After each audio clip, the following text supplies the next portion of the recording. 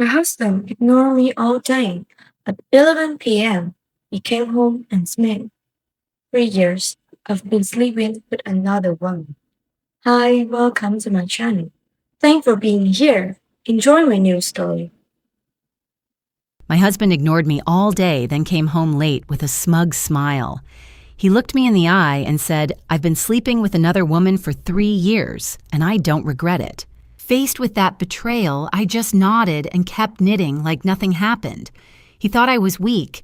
He didn't realize it was the last calm moment he'd ever have. By morning, everything he owned, his fortune and his career, was gone. I greatly appreciate your presence here. To help us grow, please share your city or country in the comments below. Note, some elements are fictionalized for storytelling and educational purposes. Any resemblance to real identities or settings is purely coincidental. However, the message I wish to convey is intended to be helpful on your own journey. The rain started around 7 that evening, the kind of slow, heavy Charleston rain that comes in off the harbor and settles in like it owns the place. I was in the parlor when Julian came home. I remember thinking the rain sounded patient. I was about to find out why that word had been on my mind all week. The parlor of the Eleanor estate was a room built for history, not for scenes of cheap domestic drama. The antebellum furniture stood like silent witnesses, their dark mahogany surfaces catching the amber glow of the lamps. I sat in my mother's wingback chair, the rhythmic click-clack of my knitting needles providing the only soundtrack to the storm outside. A sweater for Cassandra, I told myself, a barrier of wool against the world. The front door opened with a heavy thud, followed by the sound of Julian's Italian leather shoes on the hardwood. He didn't come to greet me. He went straight to the sideboard. I heard the hollow clink of glass and the whisper of a cork being drawn. When he finally stepped into the parlor, he looked like a man who had just stepped off the cover of a lifestyle magazine. A $3,000 charcoal suit perfectly tailored and a glass of Bordeaux in his hand. He didn't drink it. Not yet. He placed the wine on the antique coffee table right next to my basket of yarn. It wasn't a drink. It was a prop. A calculated gesture to signal that the performance was about to begin. "Eleanor," he said. His voice was smooth, practiced. He didn't look at me. He looked at the rain lashing against the floor-to-ceiling windows. "We need to talk, truly talk." I didn't stop knitting. "Knit 1, purl 2. I'm listening, Julian. You've had a long day." "It's been a long 3 years, actually," he replied. He turned, then leaning against the fireplace mantel, trying to strike a pose of tragic honesty. "I think you deserve to know the truth. I've been involved with someone else. Victoria Sterling." He paused, waiting. This was the moment in his script where I was supposed to gasp or perhaps let a stitch drop in horror. I did neither. The needles continued their steady, relentless dance. 3 years, he repeated, his voice rising, slightly annoyed by the lack of impact. "I've been in love with her for 3 years, Eleanor. I didn't want to hurt you, but I couldn't keep living a lie. I thought you deserved to hear it from me. I thought you deserved to know the truth." I recognized the phrase instantly. It was the kind of line men like Julian rehearsed in front of bathroom mirrors while adjusting their silk ties. It was a line designed to make the betrayer feel like the hero of their own story. "Victoria Sterling," I said quietly, finally finishing a row. "The Sterling Wine Group. You've always had a taste for expensive labels, Julian." He frowned, pacing the length of the Persian rug. The silence from my side was clearly unsettling him. He had come home expecting a storm to match the one outside. He wanted tears. He wanted accusations. He wanted a reason to feel like the powerful man who had broken a heart. "Are you even listening to me?" he snapped, stepping closer until he was looming over my chair. "I just told you my marriage is a lie. I've been with another woman. Don't you have anything to say? No screaming, no throwing things." I carefully set the knitting needles down on my lap. I looked up at him for the first time since he had entered the room. His face was flushed, his eyes searching mine for a crack in the porcelain. "Julian," I said, my voice as calm as the center of a hurricane. "Would you like some tea? You've been talking for a while and your throat must be dry. That Bordeaux is much too heavy for an empty stomach." He stared at me, his mouth slightly open. T, I'm telling you, I'm leaving you for Victoria and you're offering me tea. I heard every word I said, standing up slowly. I smoothed the skirts of my dress, feeling the solid weight of the house beneath my feet. But the thing is, Julian, I've been hearing things for much longer than you think. You aren't the only one who has been keeping track of time. The confidence in his eyes flickered. It was subtle, a slight narrowing of the lids, a tightening of the jaw. For the first time in 23 years, he looked at me and didn't see the simple baker he thought he had married. He looked like a man who had just stepped onto a staircase and heard a strange, ominous creak beneath his feet. I didn't wait for him to find his voice. I began walking toward the kitchen, my footsteps echoing in the high-ceilinged hallway. There's a letter in the safe for you, I said over my shoulder, my tone as casual as if I were reminding him to close a window before the rain came in. I wrote it 18 months ago. You might want to read it before we continue this conversation. It'll save us both a great deal of breath. I left him standing there in the parlor, a man with a $3,000 suit and a glass of wine he no longer knew how to drink. The rain continued to fall, patient and relentless, just like I had been. I heard his footsteps on the staircase, that particular creak on the fourth step that I'd been meaning to fix for 6 years and never did. I stood at the kitchen counter and listened to the sound of a man walking towards something he wasn't ready for. There's a specific cadence to the walk of a man who thinks he is in control, and a very different one when he realizes the floor beneath him is made of glass. The kitchen was my sanctuary. It still smelled of vanilla and toasted pecans from the batches of cookies I'd finished that afternoon. It was a warm, golden space that stood in stark defiance of the cold gray deluge hammering against the window pane. I moved with practiced efficiency, reaching for the tin of Earl Grey and the porcelain teapot. My hands didn't shake.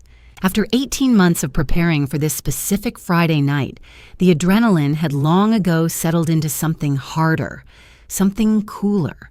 The kettle began to whistle a sharp domestic scream that cut through the sound of the rain. As I poured the steaming water, I heard him coming back down. His pace was slower now. He wasn't marching. He was dragging his feet. When Julian entered the kitchen, the man who had looked like a magazine cover 10 minutes ago was gone.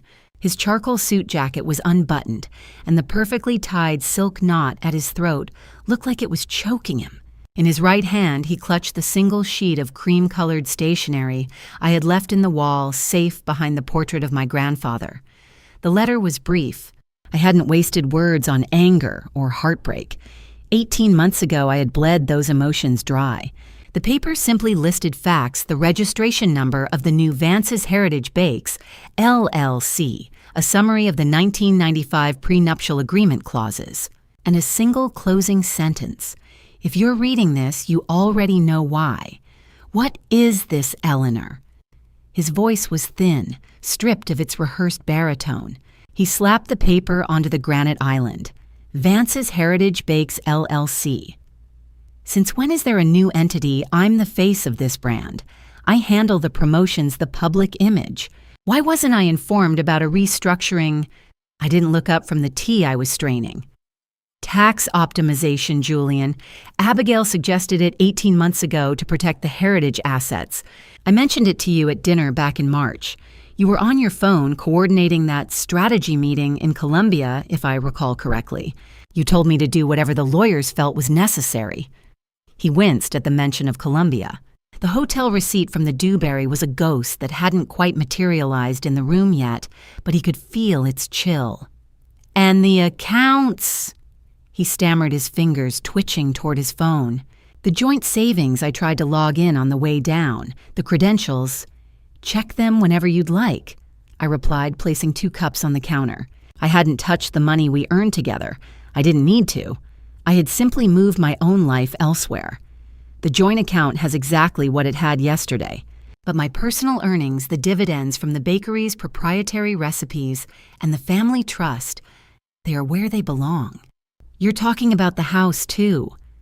He said, his eyes darting around the kitchen, as if seeing the copper pots and the heavy oak beams for the first time. You're trying to say this house... I set the teapot down with a soft clink and looked at him. truly looked at him. This house belonged to my mother, Julian. It belonged to her mother before that. It is a Vance legacy held in a bloodline trust. Read the deed sometime. You've lived here for 23 years and you've enjoyed every square inch of it. But the name on the title hasn't changed once since 1982. The silence that followed was heavy, filled only by the rhythmic drumming of the rain. Julian pulled out his phone, his thumb hovering over the screen. He was calling his lawyer, Gerald. I knew Gerald. He was a man who liked expensive cigars and easy cases. He was about to have a very difficult Friday night. Julian paced the length of the kitchen, the phone pressed to his ear. Gerald, yes, it's Julian. I need you to run a search. Vance's Heritage, Bakes LLC. No, not the old one. A new filing, 18 months ago, and check the deed on the Lagar Street property. He stopped at the edge of the kitchen looking at me as if I were a stranger who had broken into his home. The Bordeaux glass was still sitting in the parlor, forgotten and breathing, while the man who had poured it was slowly suffocating. The letter in his hand was trembling now. You planned this, he whispered, the realization finally breaking through his vanity. All those months, sitting there knitting, smiling. You planned this whole thing. I picked up a blue and white striped kitchen towel, the one I'd used for 10 years, and began to dry my hands with meticulous care. No, Julian, you planned this. You planned it every time you lied about a Wednesday night. You planned it every time you took money that wasn't yours. I just made sure I was ready when the curtain finally fell. He didn't answer. He turned and walked back into the parlor, his voice rising on the phone as he began to read the names of the LLC members to Gerald. I could hear his voice cracking as he reached the end of the list and realized his name wasn't there. Not on the company, not on the house, not on the future. I turned off the kitchen light. The room plunged into shadows save for the faint glow of the street lamp reflecting off the wet pavement outside. I leaned against the counter and watched the rain. Julian's voice drifted in from the other room, sounding smaller with every passing second. He was a guest who had finally been shown the door, though he didn't know how to leave yet. 18 months ago, I had sat at this same window and made a decision. I had realized that a marriage built on a lie is just a house with a rotten foundation. It was time I told him and myself how the first crack appeared. It started at 4:30 in the morning with the smell of flour in a coat pocket that should have stayed closed. Let me take you back 18 months. To a Tuesday morning in March 4:30 a.m., when the city was still dark, and the only lights on King Street belonged to my bakery. It started the way most important things in my life have started, with flour on my hands and something that didn't feel right. At 4:30, Charleston is a ghost of itself. The tourists are asleep in their high thread count sheets, and the carriage horses are still quiet in their stables.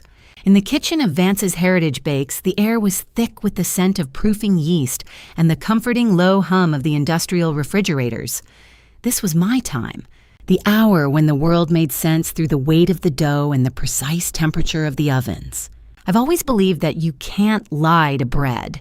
It knows if your hands are cold or if your mind is elsewhere. I was moving through my routine with the mechanical grace of 30 years of practice. Scale the flour, check the sourdough starter, review the wholesale orders for the downtown hotels. It was the time of day when my mind was sharpest, unclouded by the chatter of customers or the demands of the staff.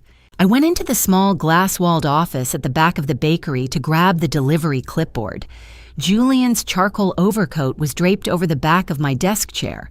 He'd stopped by the evening before to check in, a rare occurrence that I'd mistaken for affection. He must have forgotten it when he rushed off to a late-night conference call. As I moved the coat to sit down, something slipped from the inner breast pocket. A small rectangular slip of thermal paper. It fell onto the floor, face up, the Dewberry Charleston. I picked it up, my fingers leaving a faint dusting of white flour on the black fabric of his coat. It was a receipt for a luxury suite, dated the previous Wednesday. Total $1,422. Room service champagne and a late checkout. The previous Wednesday, Julian had told me he was in Colombia for a regional hospitality seminar. He'd even sent me a photo of a bland hotel salad to prove how bored he was. I didn't cry, I didn't scream or throw the heavy ceramic mixing bowl against the wall. Instead, I walked over to the stainless steel prep table. The metal felt biting and honest against my palms. I placed the receipt in the center of the silver surface and stood there. I looked at it for exactly 3 minutes. I know because I watched the digital timer on the wall oven count down. 180 seconds of silence. In that time, the man I had shared a bed with for 23 years became a stranger. I walked back to the office and opened my laptop. We had a synced calendar, a tool Julian had insisted on years ago to coordinate our busy lives. I began to scroll. I looked for Wednesdays and Fridays. There they were, hidden in plain sight. Sterling WG strategy meeting every Wednesday and Friday for the last 4 months. The name Sterling sent a cold needle through my memory. March 2020. Victoria Sterling had walked into my bakery wearing a suit that cost more than my first car. She didn't want a croissant. She wanted the lease. King Street is evolving Mrs. Vance, she'd set her smile as sharp as a razor. Your bakery is charming, but this corner is destined for something more global. I'm prepared to offer you 40% above market value. I had told her that the Vance name had been on that door since the building survived the earthquake of 1886, and it wasn't going anywhere. She hadn't looked angry when she left. She'd looked patient. 3 months after that meeting, her company started appearing in Julian's calendar. The humming of the bakery, usually so peaceful, suddenly felt like a warning. I looked at the flour on my hands. White, pure, and easy to wash away. Julian had been using my name, my reputation, and my heritage to facilitate meetings with the woman who wanted to tear it all down. I picked up my phone. It was 6:15 a.m. I called Abigail Thorne. Abigail had been my lawyer since my mother passed, but she was more than that. She was the keeper of the Vance family's secrets, the kind of woman who wore pearls to a knife fight and always won. She picked up on the first ring. Abigail. I said, my voice steady, though my heart was hammering a frantic rhythm against my ribs. I need you to pull out our prenuptial agreement, the original one from 1995. Specifically, I need you to look at the infidelity clause. There was a pause on the other end of the line. Not a pause of surprise, but a pause of somber confirmation. I heard the soft rustle of sheets and the click of a bedside lamp. Eleanor. Abigail said, her voice heavy with a grace that only an old friend can provide. I've kept that document in my office safe for 23 years. I always hoped you'd never need it, but I've always known you were too smart not to see what was right in front of you. She didn't ask what happened. She didn't offer empty platitudes. I'll have the coffee ready when you get here, Eleanor. Come through the back entrance. I walked back to the kitchen and reached for the power switch on the large floor mixer. The sudden silence was deafening. For the first time in my adult life, I let the dough sit. I let it overproof the yeast, bubbling past its peak, turning sour and useless. I didn't care. Some things are more important than bread. I folded the Dewberry receipt carefully and tucked it into my pocket. The drive to Abigail's office took me down Meeting Street. As I approached the intersection, the light turned red. I came to a stop directly in front of the Sterling Wine Group headquarters. It was a modern glass monolith that seemed to reflect the bruised purple and gold of the Charleston dawn. I looked up at the darkened windows of the top floor. Victoria Sterling wasn't just sleeping with my husband. She was a predator who had found a side door into a property she couldn't buy. I sat there watching the sky turn gray above the glass tower, and I realized this wasn't just about a marriage anymore. This was a siege. And if Victoria Sterling thought she could use a man like Julian to take what belonged to the Vance women, she was about to learn a very expensive lesson in Southern hospitality. I needed to understand what she actually wanted, and I needed to make sure that by the time she got it, there was nothing left for her to hold. The light turned green. I drove away, leaving the bakery behind, heading toward a battle that had been 23 years in the making. Abigail Thorne has had her office on King Street for 31 years, 2 blocks from my bakery and 1 block from the courthouse. Her waiting room always smells like old books and Earl Grey. I've never once sat in the waiting room. She meets me at the door. At 7:30 in the morning, the heavy mahogany door of Thorne and Associates opened before I could even reach for the brass handle. Abigail stood there, her silver hair perfectly coiffed, wearing a navy silk blouse and the double strand of pearls that I suspect she wears even to bed. She didn't say a word. She simply reached out, took my flour-dusted hand in hers, and pulled me into the sanctuary of her private office. The room was a fortress of leather-bound South Carolina reporters and stacks of manila folders that held the secrets of Charleston's oldest families. Outside the window, the city was waking up, the early sun glinting off the church spires, but inside the air was cool and still. "Sit, Eleanor," she said, gesturing to the green leather armchair. 2 porcelain cups of coffee were already steaming on her desk. I pulled the file from the deep archives 20 minutes after you called. On the center of her blotter lay a document bound in a faded blue folder. The edges were slightly yellowed, but the signatures at the bottom were as clear as the day they were written. Antenuptial Agreement, January 12th, 1995. Abigail flipped to page 8, her manicured finger underlining a specific paragraph. The infidelity clause. We drafted this with teeth, Eleanor. I remembered Julian's lawyer at the time, a young, arrogant fellow who thought he was being clever by focused on the alimony caps. He completely overlooked the asset forfeiture provision. It states clearly, should documented evidence of marital infidelity be produced, Julian Vance waives any and all claims to the appreciation, equity, or assets of Vance's Heritage, Bakes, LLC. She looked at me over the rim of her coffee cup. In South Carolina, a prenup is gold if it was entered into voluntarily with full disclosure and independent counsel. Julian had both. He signed this with a smile because 28 years ago he didn't have a dime and he never expected you to build an empire. He's forgotten it exists. I said, the bitterness finally starting to seep into my voice. He thinks of me as the woman who follows recipes. He doesn't think I understand the ingredients of a contract. Then let him keep thinking that. Abigail replied, her eyes sharpening. Ignorance is a luxury we are going to let him enjoy until it's too late. Now let's talk about the LLC. She pulled out a fresh legal pad and began to sketch a diagram. Currently, the bakery operates under the original 1990 charter. It's vulnerable. I propose a top-down restructuring. We create a new holding entity. Let's call it Vance Heritage Legacy, LLC. We move the intellectual property, the real estate lease, and the equipment into this new structure. I leaned forward.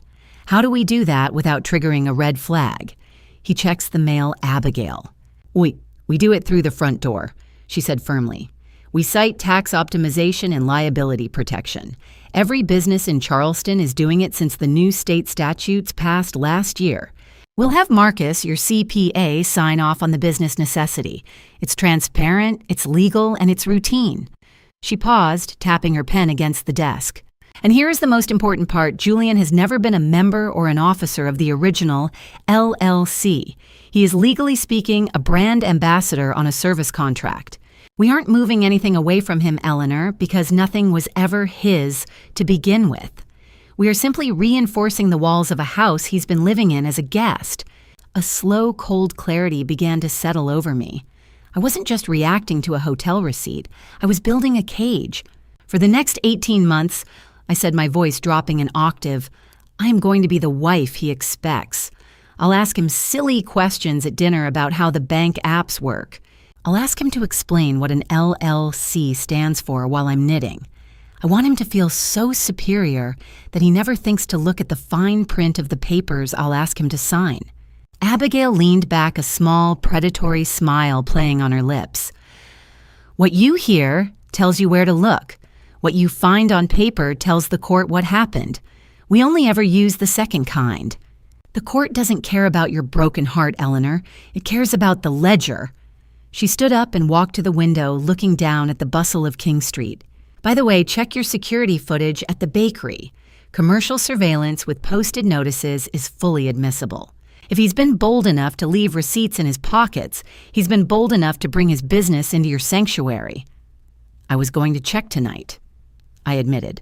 Abigail turned back to me, her gaze piercing through her reading glasses. How long have you been thinking about this? Eleanor, I don't mean the restructuring. I mean the end.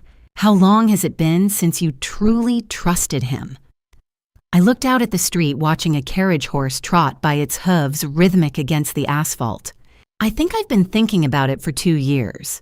Deep down where I didn't want to look. I just didn't have a reason to start acting until 4:30 this morning. Abigail nodded a sharp, decisive movement. Then let's not waste the morning. I'll have the initial filings ready for Marcus by noon. You go back to the bakery. Bake your bread. Be the wife he thinks he knows. I left her office feeling heavier, yet strangely lighter. The blueprint was drawn. I drove back to King Street and pulled into the narrow alley behind the bakery. I sat in my car for a moment watching Julian through the front window. He was leaning against the counter, laughing at something one of the young baristas had said. He was holding a cup of our signature blend, looking every bit the charming, successful face of Vance's Heritage Bakes. He looked like he owned the world. I thought about the faded blue folder in Abigail's safe.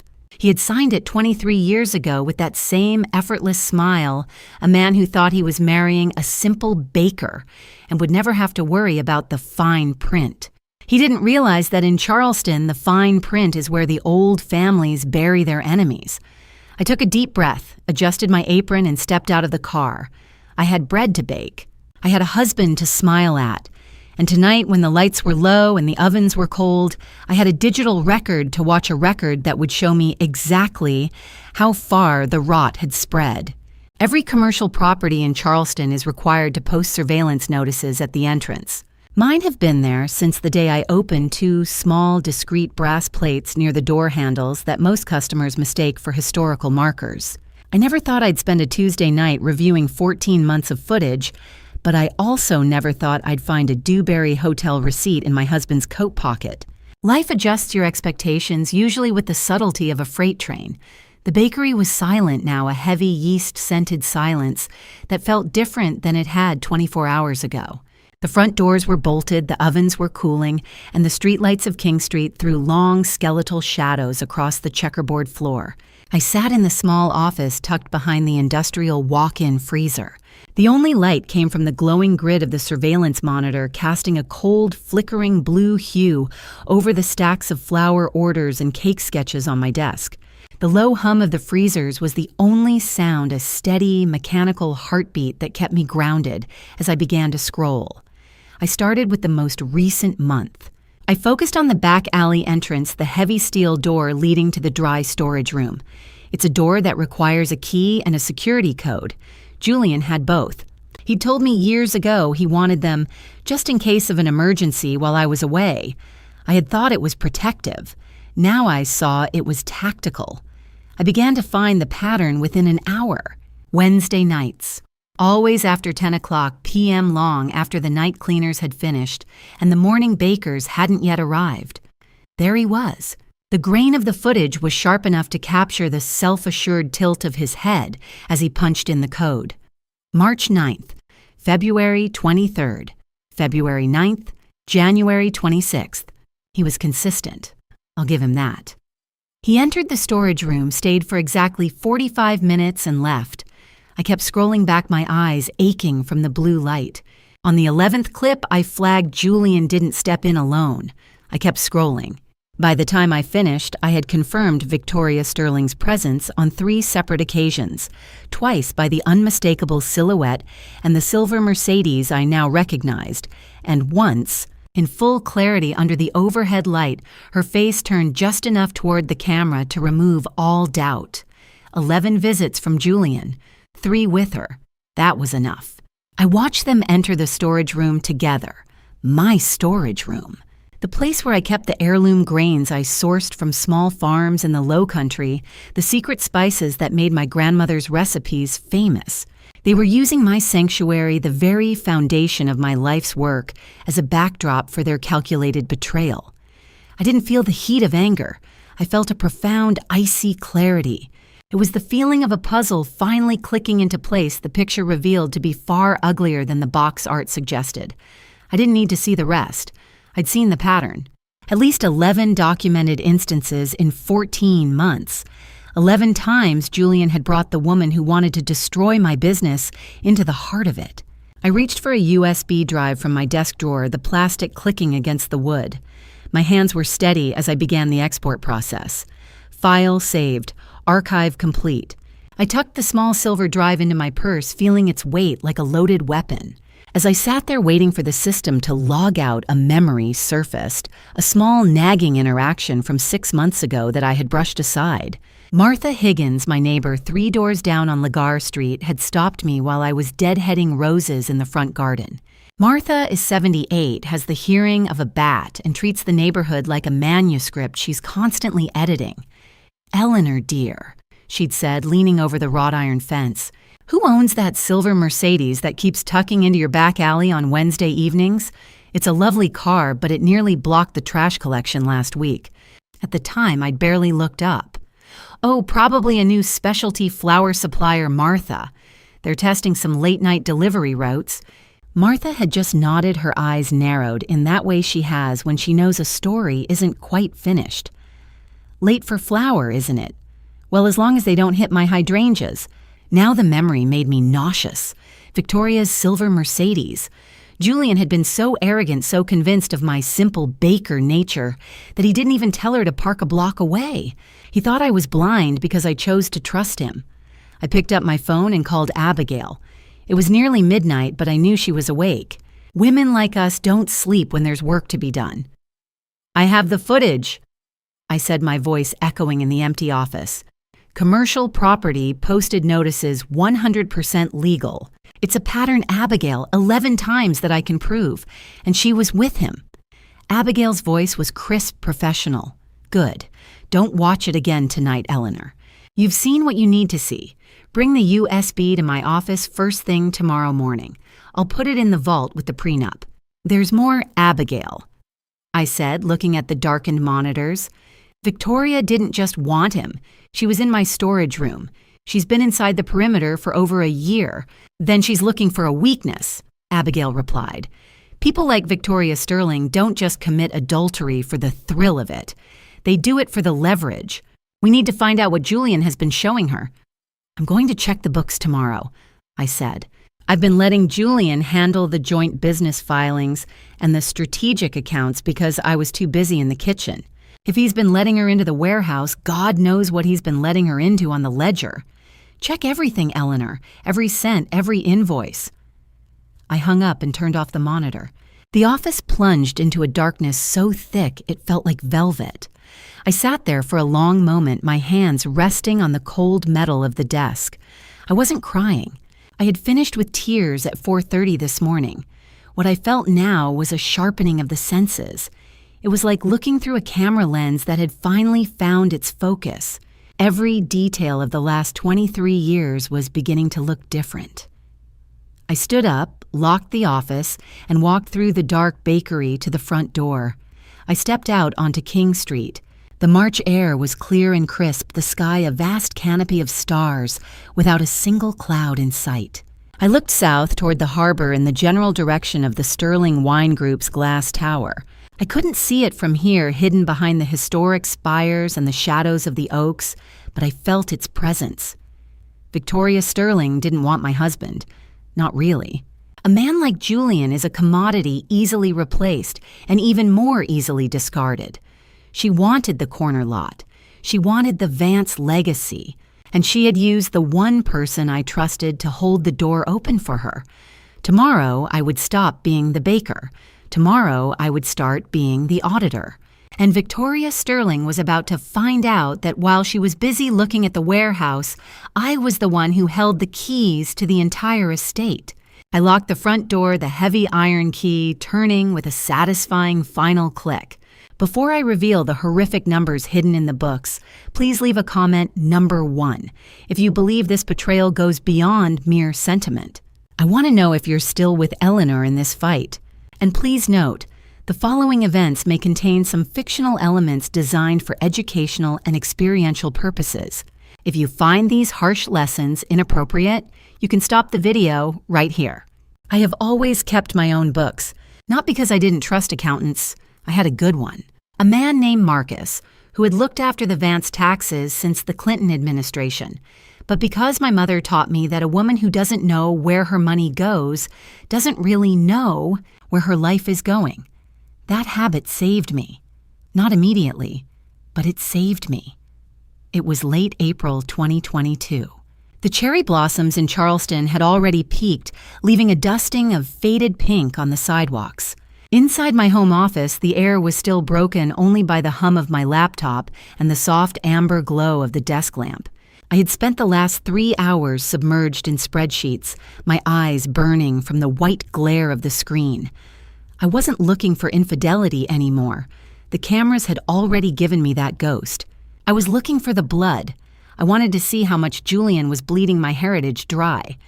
I started with the raw ingredient procurement logs. In a bakery, flour and butter are the currency of survival. I know every vendor we use, from the local dairy farm in the Low Country to the heirloom wheat mill in Virginia. I am the one who tastes the batches. I am the one who signs the purchase orders. But as I scrolled back through the digital ledgers from September 2020, a name appeared that I didn't recognize: Golden Grain Supplies. The first invoice was for $2,500, then $3,100 in October. By December, it had settled into a steady, rhythmic pulse of $3,500 every single month. The line items were always the same: organic pastry flour, grade A. My stomach did a slow, cold roll. I had never ordered from a company called Golden Grain. I checked the approval signature on the digital PDF, Julian Vance. He had signed off on every single one of them in his capacity as the General Financial Manager, a title I had given him 10 years ago to make him feel like he was part of the machinery. I went to Google, my fingers feeling heavy and numb. I typed in the address listed on the invoice header: 1201 Main Street Suite, 1900 Columbia, SC. It took 30 seconds to find the truth. It was a virtual office, a premier business address that offered mail forwarding and a receptionist for hire, but no warehouse. No mill, no grain, just a polished mahogany desk in a high-rise 3 hours away, where Julian's lies went to be sorted into envelopes. I stared at the screen. $3,500 a month for 18 months. That was $63,000. And that was just what I'd found in the first hour of digging. I picked up my phone and opened FaceTime. It was 11 p.m. The screen flickered, then resolved into the ceiling of a modern apartment in Atlanta. A moment later, Cassandra's face appeared. She looked exhausted, her dark hair pulled back in a messy bun, wearing an oversized Georgia Tech sweatshirt.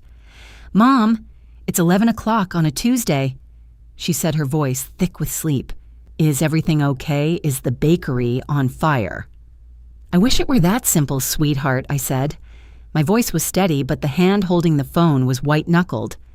"I need your help. I need your eyes on something." Cassandra sat up, her professional instincts kicking in.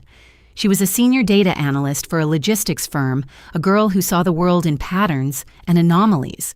"How bad is it?" "I don't know yet," I admitted, looking at the Golden Grain invoice. "That's why I'm calling you. I'm sending you a secure link to the last 4 years of my business accounting files. I need you to look for the things that don't belong." "Mom, what's going on? Is Julian?" "Just look at the files, Cassie, please." I hit send. We sat in silence for a few minutes across the digital divide. I watched her eyes move rapidly as she opened the spreadsheets on her dual monitors in Atlanta. I heard the frantic, rhythmic click, click, click of her mouse. "Mom," she said after 10 minutes, her voice no longer sleepy. It was sharp, analytical. "Whoever set this up has been doing it for at least 4 years. The Golden Grain entries. They're staggered to avoid triggering internal audit thresholds. This isn't a mistake, Mom. This is a system. It's designed to look like background noise." "Can you trace it?" I asked. "Can you find out who owns the entity?" The sound of her typing accelerated.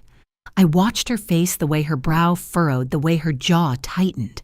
It was like looking into a mirror of my own younger self, but with more powerful tools.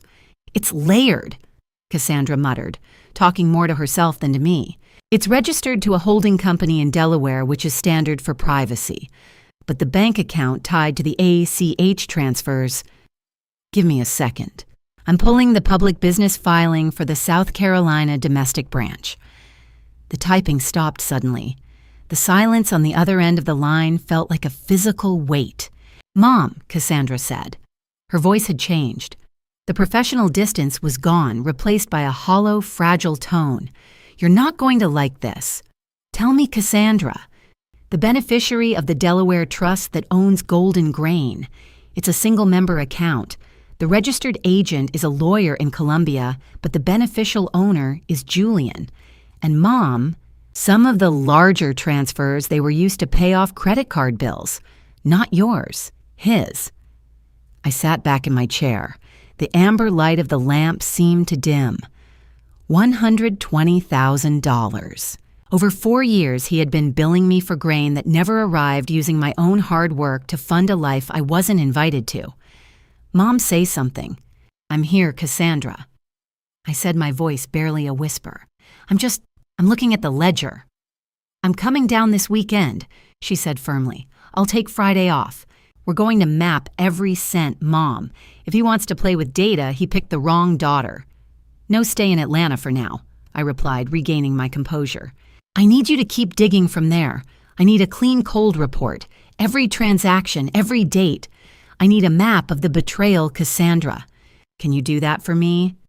Give me 48 hours, she said, her eyes flashing with a cold fire. I'll give you enough paper to bury him. We hung up. I closed my laptop, but I didn't get up. I sat there in the dark office, the silence of the house pressing in on me. Julian was upstairs, probably sleeping the sleep of the innocent, or perhaps dreaming of Victoria Sterling. He thought he was clever. He thought I was just the woman who understood yeast and temperature, a woman too sentimental to look at the numbers. He didn't realize that I'd been raised by a woman who knew that the most important ingredient in any recipe isn't the sugar or the salt, it's the ownership. 48 hours. I could wait 48 hours. The next morning, I was at the bakery by 4:30. I proofed the dough, the smell of the yeast as familiar as my own breath. I smiled at my regulars. I poured coffee for the early commuters, and I didn't let my hand shake once. Around noon, Julian called. His voice was bright, cheerful, the voice of a man who was winning. Hey, Elle, thinking about dinner. What do you want? I can pick something up on the way home. I want chicken julienne, I said, watching a tray of golden croissants come out of the oven. Just something simple. You got it. See you at 6. I don't remember if we ever actually had that chicken. I don't remember what we talked about at the dinner table that night. All I remember was the weight of the silver USB in my pocket and the knowledge that in Atlanta, my daughter was turning his life into a spreadsheet that he would never be able to delete. I looked at him across the table, smiling through his lies, and I thought, the grain is coming home, Julian, and the harvest is going to be very, very bitter. Cassandra called me back exactly 47 hours later.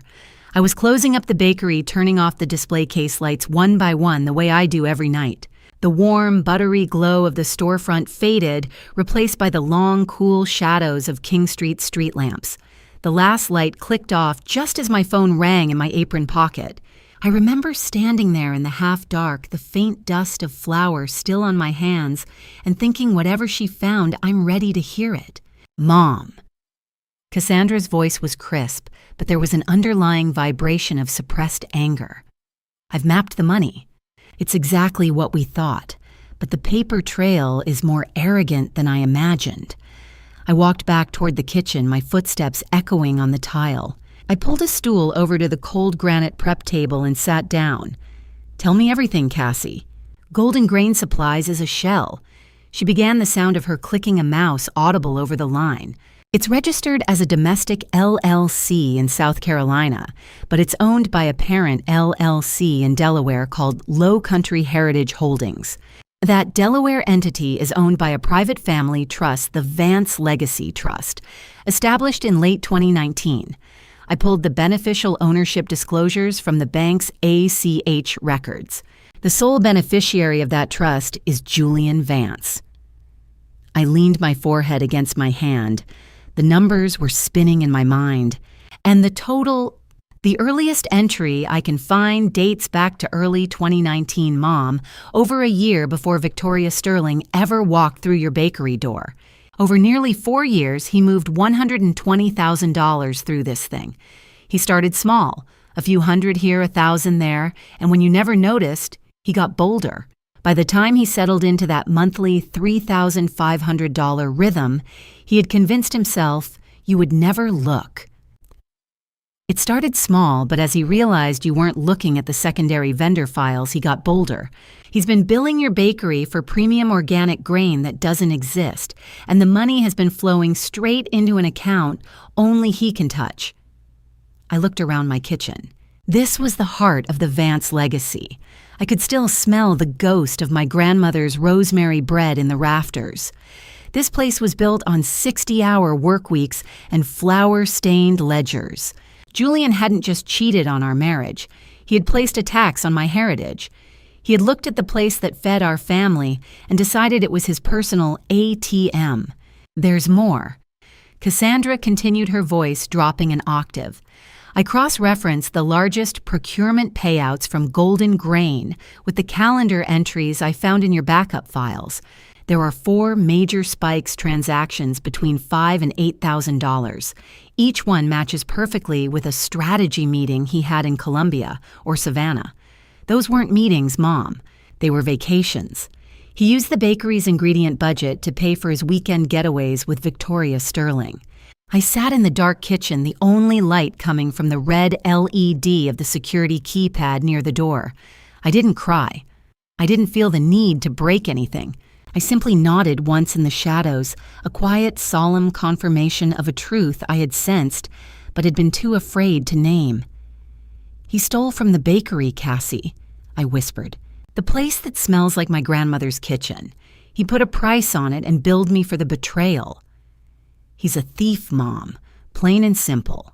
Mom, I'm not a lawyer, but I've run enough forensic audits to know what this looks like.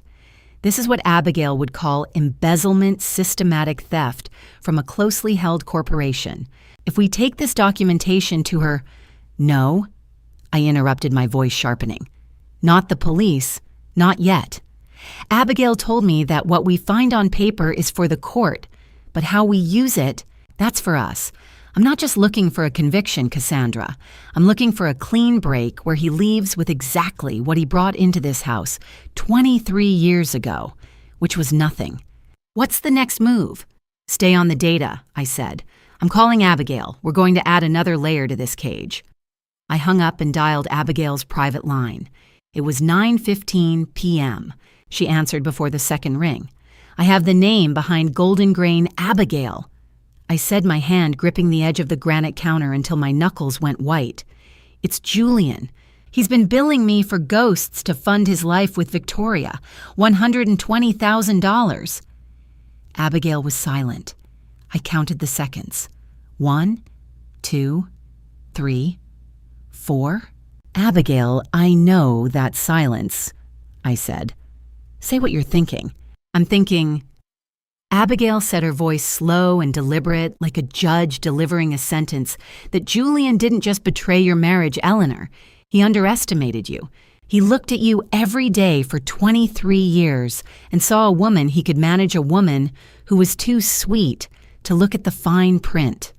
That is a much more expensive mistake than adultery. He thinks I'm still the girl who needs him to explain the bank statements." I said, a cold smile touching my lips. "Then let him keep explaining them," Abigail replied. "Every time he teaches you something, he's giving us more time to secure the perimeter. I'll prepare the forensic accounting headers for the new LLC structure.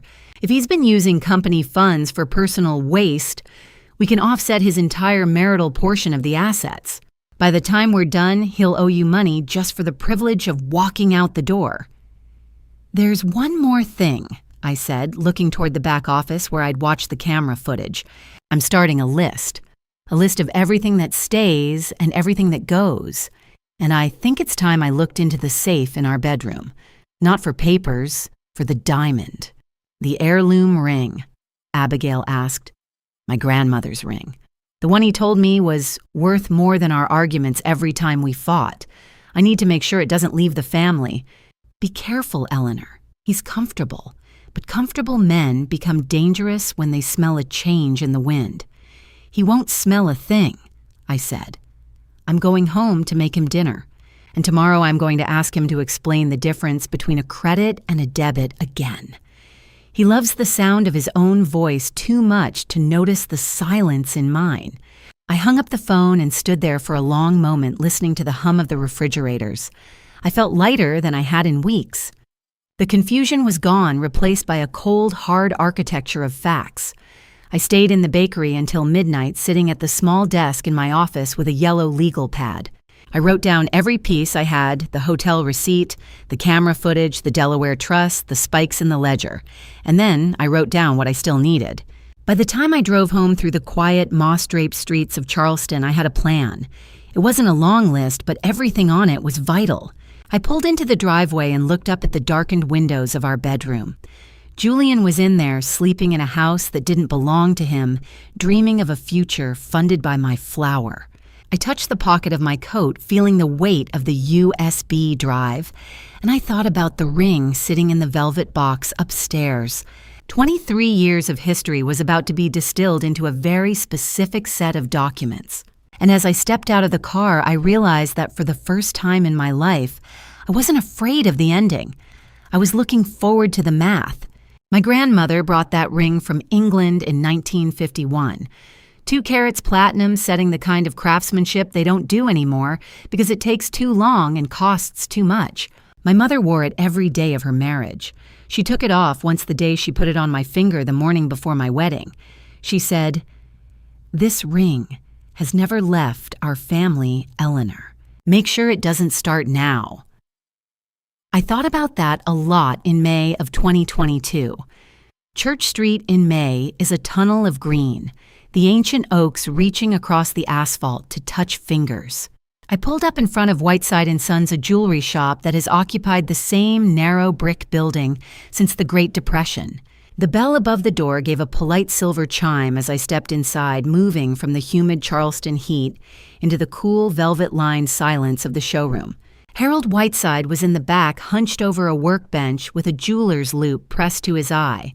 He was 74, with hands that were as steady as a surgeon's, and a reputation for knowing the history of every gemstone in South Carolina. "Eleanor," he said, looking up and pushing his glasses onto his forehead, "I wasn't expecting you until the annual cleaning in December." "I have a special request, Harold," I said, placing the velvet box on the glass counter. I opened it, and the afternoon sun caught the facets of the diamond, sending a spray of white light across the dark wood. Harold picked it up with a pair of delicate tweezers. He examined the setting, his face unreadable. "It's a masterpiece. The claw setting is perfect. What can I do for you?" "I want a replica," I said. My voice was calm, the same voice I used to order a shipment of butter. "Exactly like this. Platinum-plated silver for the band and the stone. I want moissanite. High quality, but definitely not a diamond." Harold froze. He looked at me over the rim of his glasses, his brow furrowing. "A replica, Mrs. Vance? You have the original. Why would you want a stone that only looks like the truth?" "Harold, how long have you known me?" I asked. 22 years, he replied. "I remember when Julian brought you in to get the band resized after your first anniversary." "Then trust me when I say I'm very sure about this. I need it done quickly, and I need it to be indistinguishable to anyone who isn't holding a loop." Harold sighed, a soft sound that vanished into the carpeted room. "You've always been a sensible woman, Eleanor. If you're asking for this, I suspect there's a reason I shouldn't know about. The less you know, the better your sleep will be, Harold." I knew Julian would take the ring. I didn't just suspect it. I knew it with the same certainty I knew how long a loaf needed in the oven. For the last 3 years, our arguments had taken on a predictable, ugly rhythm. Julian had stopped trying to fix the marriage and started measuring the exit. Every time I mentioned his business expenses or the late nights, his eyes would flick toward the small floor safe in our bedroom. "You're being hysterical, Eleanor," he'd say, his voice dripping with practiced condescension. "That ring in there is worth more than this whole argument. Maybe you should focus on your recipes and let me handle the stress." He didn't see the ring as a family heirloom. He didn't see it as my grandmother's courage or my mother's devotion. To Julian, it was an insurance policy. It was a liquid asset he could drop into a pocket when the time came to walk away. He thought I was just a sentimental baker who would be too heartbroken to check the safe until he was long gone. He thought my sentimentality was a weakness. He didn't realize it was my radar. A week later, I returned to Church Street. Harold handed me 2 boxes. They were identical. I opened them side by side. Even I, who had looked at that diamond every day for 23 years, had to take a breath. The moissanite was brilliant too. Brilliant, perhaps, but under the soft yellow lights of a bedroom, it was perfect. The copy cost me $47 for the stone. Harold whispered, his voice tinged with a strange kind of mourning. The labor is on the house, Eleanor. For old time's sake. Thank you, Harold. I drove straight to Abigail's office. I didn't say a word as she opened her private wall safe and watched me place the real ring inside. The real weight of my family stayed there behind a steel door in a room full of law books. I went home with the $47 stone in my purse. That evening, the house was quiet. Julian was in the parlor, the television blaring a game show. I walked past the doorway and saw him laughing, a bowl of popcorn in his lap, the glow of the screen reflecting off his expensive watch. He looked so comfortable. He looked like a man who believed he had already won. He thought he was living in his house, spending his money, and that I was just the background music to his successful life. He had no idea that the very ground he stood on was being moved inch by inch while he watched television. I walked into the bedroom and closed the door. I knelt by the small safe, the cold metal of the door biting into my fingertips. I dialed the combination. Click, click, click. I took out the velvet box. I swapped them. The real gold and diamond were gone, replaced by silver and a lab-grown sparkler that had no history and no soul. I closed the safe and stood up. $47. That was the price of the trap. The satisfaction of knowing that when Julian finally made his move, when he finally reached for what he thought was his prize, he would be holding exactly what he had given me for the last 23 years, something that looked beautiful on the surface, but was fundamentally hollow. I walked back into the hallway. Julian looked up as I passed. Hey, Elle, you okay? You look quiet. I'm fine, Julian. I said, a small, tight smile on my face. Just thinking about some paperwork I need to finish for the bakery. The annual brand ambassador agreement is coming up. Oh, that thing again. He chuckled, turning back to the screen. Just leave it on the desk. I'll sign it during the commercials tomorrow. Same as last year, right? Mostly, I said. Julian always said I was sentimental about old things. The ring, the house, the bakery, the recipes, written in my mother's faded handwriting. He thought sentimentality meant I was soft. He never corrected that assumption, and I never offered to. There are certain assumptions that are worth keeping intact, especially when the person holding them is also the person signing documents they don't read. I went into the kitchen and started a pot of tea. The house was full of ghosts, but for the first time in 18 months, I felt like I was the one haunting it. Julian became the face of Vance's Heritage Bakes in 2015. It was his idea, and at the time I thought it was a good one. He was charming, photogenic, and knew how to talk to people in a way that made a simple sourdough loaf feel like an event. What I didn't fully appreciate then, what I came to understand very clearly in the summer of 2022, was exactly how much of his personal reputation he had built on the foundation of my name. The summer months in Charleston are long and humid, but inside the bakery's office the air was crisp. I spent those afternoons surrounded by archives, marketing glossies, press releases, and every annual brand ambassador agreement Julian had signed over the last 7 years. As I laid them out on the desk, a pattern emerged that had nothing to do with bread. In every photograph, Julian was positioned in front of my grandmother's handwritten recipes. He wore rustic linen aprons that I had laundered, standing next to ovens he didn't know how to preheat. He was the artisanal husband, the face of Southern tradition. He had parlayed my heritage into a personal brand that magazines clamored to feature. He thought the camera loved him. He didn't realize the camera was only interested in what was behind him. In October 2022, I took a folder to Abigail's office. She didn't look at the photos.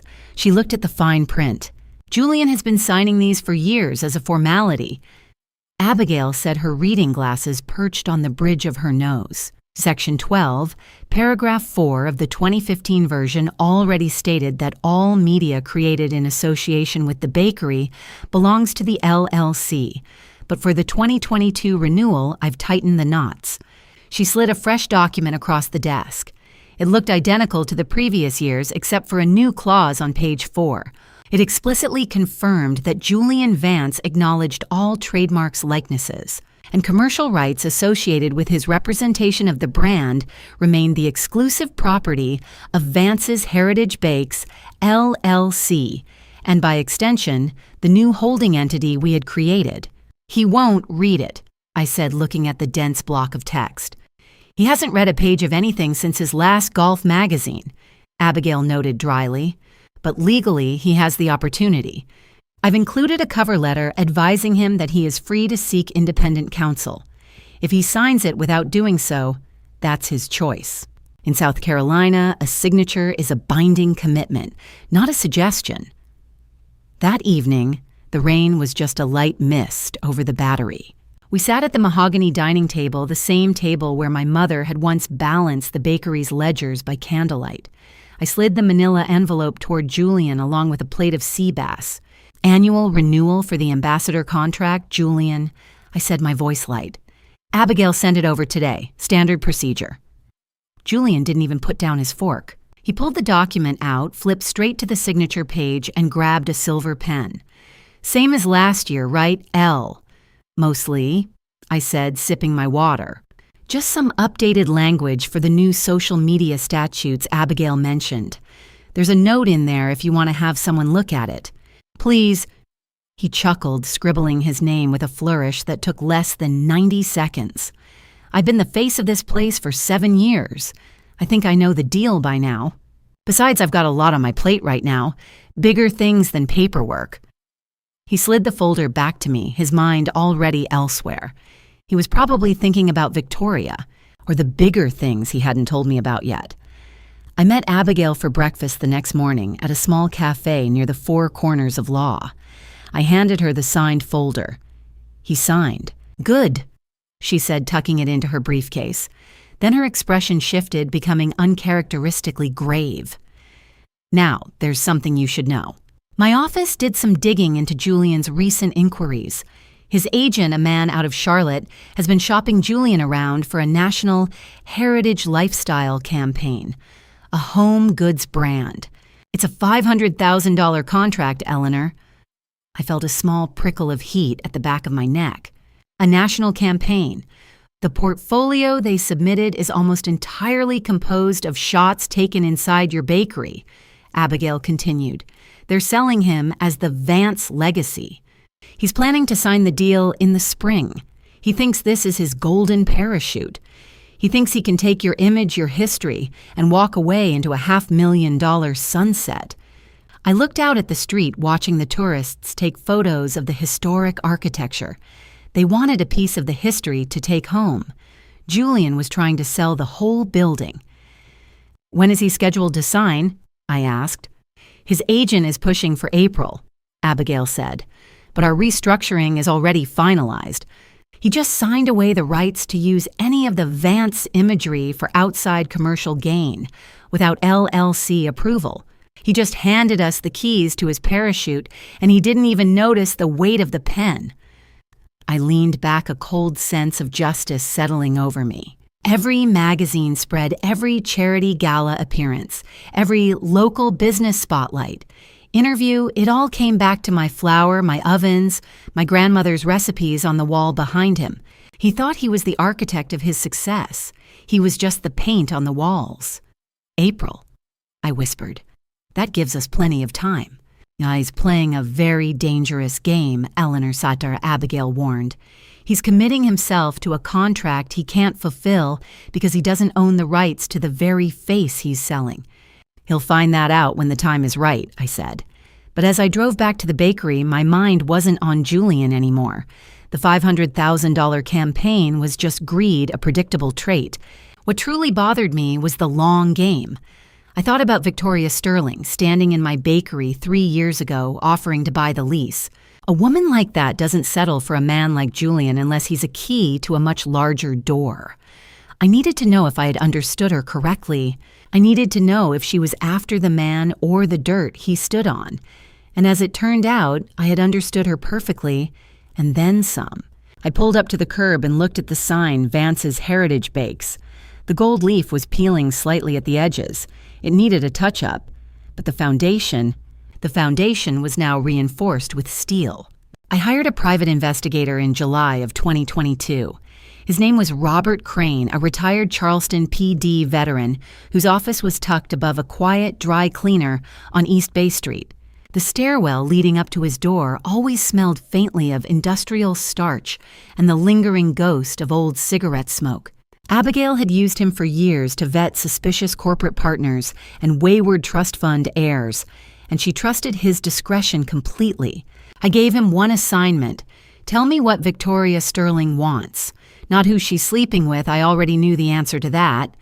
Tell me what she's actually after in the long shadows of this city. The report arrived on a sweltering August night, delivered in a plain, heavy manila envelope that seemed to hold the weight of a decade.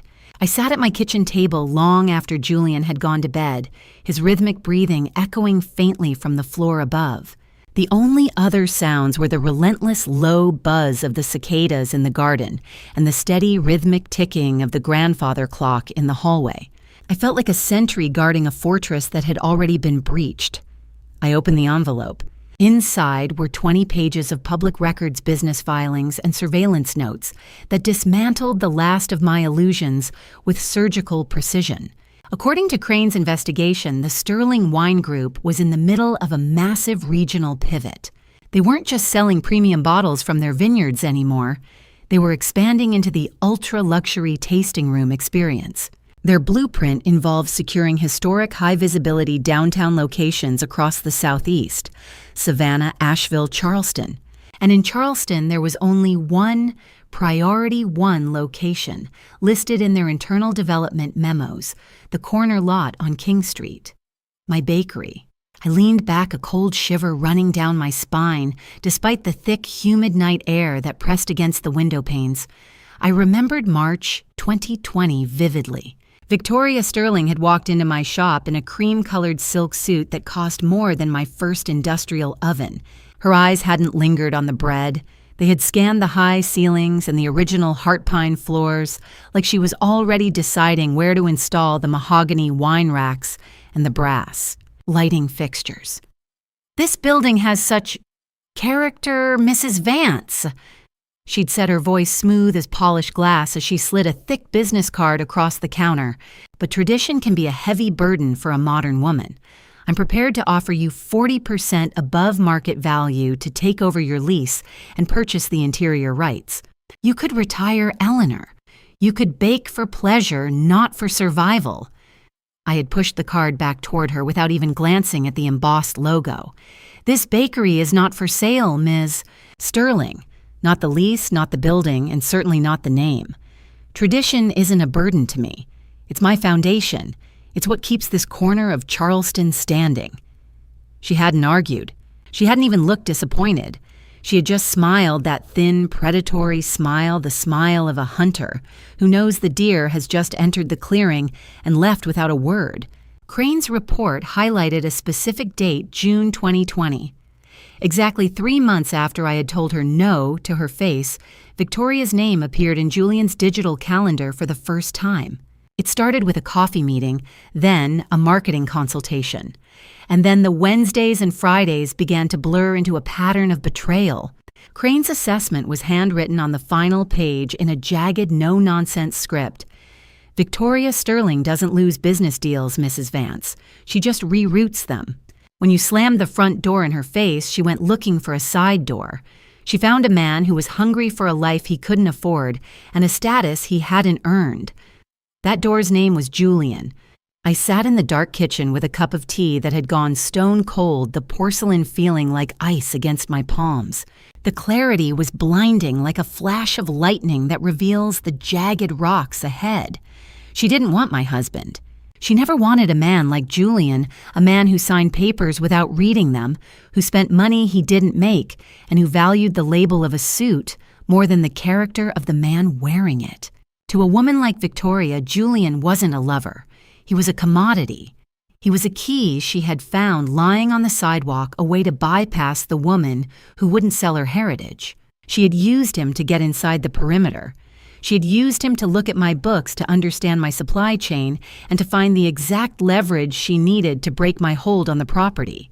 Every team dinner he'd attended and every business expense he'd filed was another brick she had removed from my walls.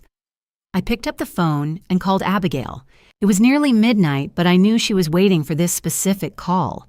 She was the only other soul awake in this city who understood the stakes. Robert's report confirms everything. I said, my voice as steady as the ancient stones in the garden.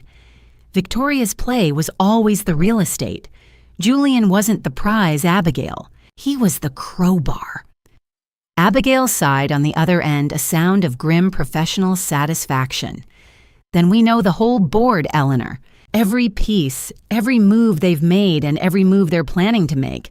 Victoria thinks she's playing chess while you're playing house. She's underestimated the player because she's obsessed with the prize. She thinks I'm the obstacle, I replied, looking out the window at the long shadows of the oaks. She thinks that once she breaks the marriage, the lease will fall into her lap as part of a messy, desperate settlement. She doesn't realize the lease isn't held by the marriage. It's held by the Vance women, and we don't settle for crumbs. Exactly. Abigail said, her tone sharp with anticipation.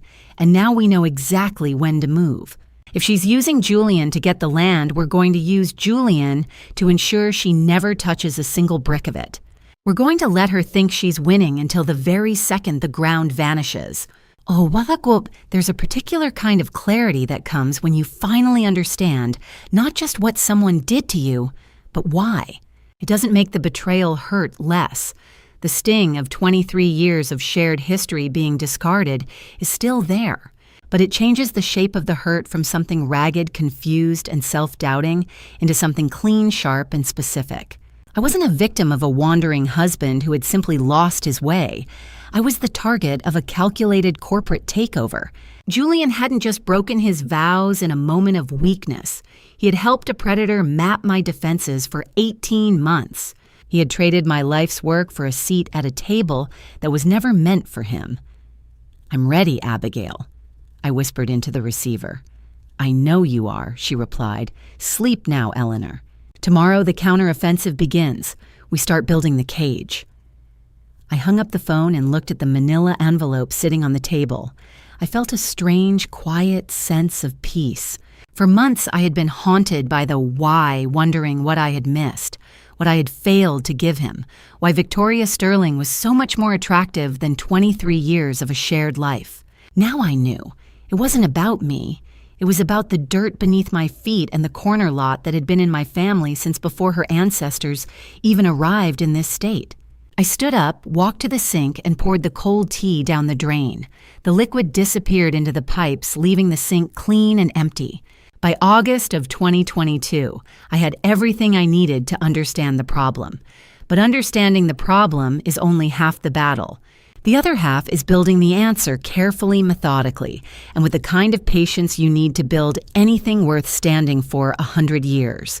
And that meant one more conversation with my daughter. The numbers Cassandra had found in the Golden Grain files were only the beginning.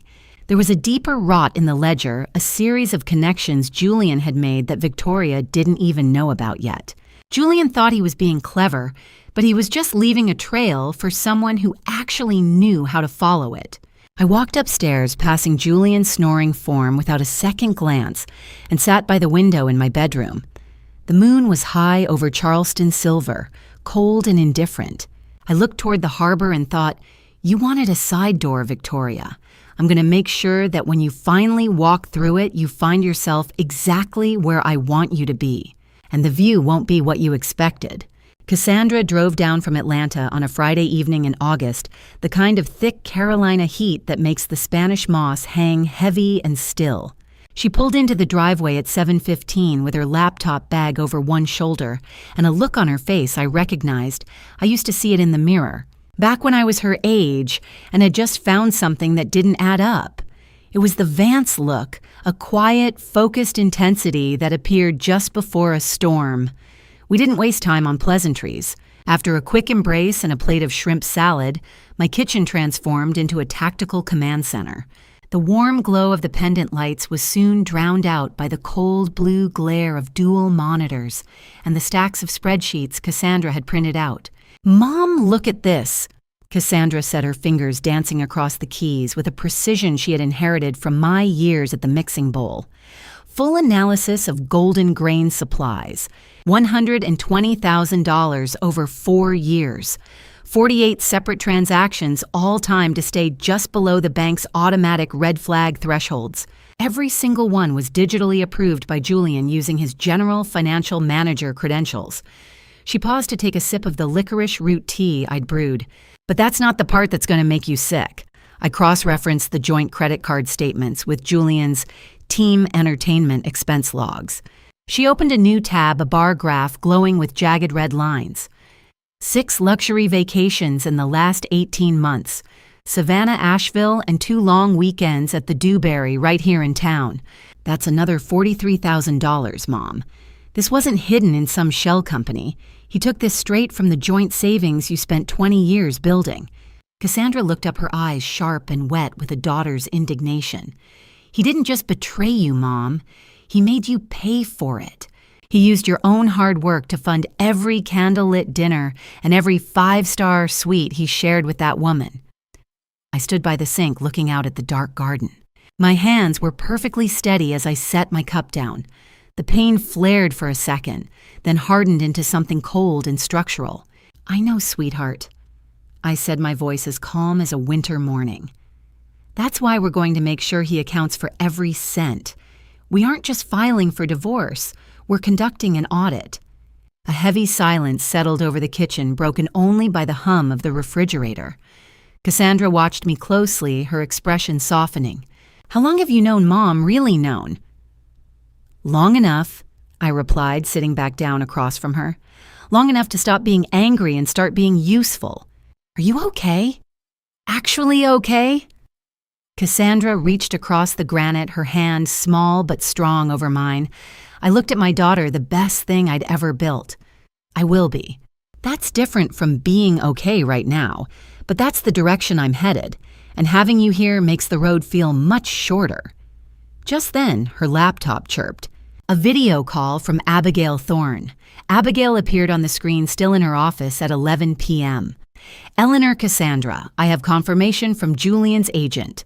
The signing date for the Heritage Lifestyle National Campaign is set for the first week of April. It's a $500,000 contract." I looked at Cassandra. She leaned back, a grim smile touching her lips. "April," I whispered. "The azaleas will be in bloom. It's a beautiful time for an ending." "They've already drafted the press releases," Abigail added. "They're selling him as the face of the Vance legacy. They have no idea he signed away his rights to that legacy last October." After we hung up, Cassandra packed her things. She was exhausted from the drive and the weight of the data. I walked her upstairs and kissed her forehead like I did when she was a little girl. "Sleep well, Cassie. Thank you for coming home." I went back to the kitchen and sat alone with a final cup of tea. The house was quiet, the kind of silence that precedes a landslide. I looked at the laptop still open on the table. Rows of numbers, history of a 4-year betrayal, encoded into an Excel sheet. I thought about my mother, about the heirloom ring sitting in Abigail's safe, about this house and everything the Vance name represented. Julian had walked in here with a charming smile and empty pockets. He thought that after 23 years, he had hollowed out the foundation enough to make it his own. He didn't understand that for the women in this family, patience isn't a weakness, it's an investment. By the time I turned off the kitchen lights, I had a complete picture. Every transaction documented, every lie mapped, every connection verified. Only one thing remained before we were truly ready for April. It wasn't about the money or the LLC or the house anymore. It was about ensuring that when the floor finally gave way, Julian would have no one left to catch him, not even the woman waiting for him in the luxury suites. I walked up the stairs in the dark, my footsteps on the old oak certain and heavy. The game was reaching its final act, and Julian was still rehearsing for a play that had already been canceled. September through January is the busiest season for a bakery in Charleston. Holiday orders wedding cakes, the charity events my regulars host every year, like clockwork. I proofed dough-filled orders, smiled at customers, and answered Julian's texts about dinner plans, all while Abigail and I finished building something he would never see coming. Because 11 years ago, he had decided I didn't understand how these things worked. The air in Charleston turned crisp, the humidity of summer replaced by the sharp, salty scent of the Atlantic.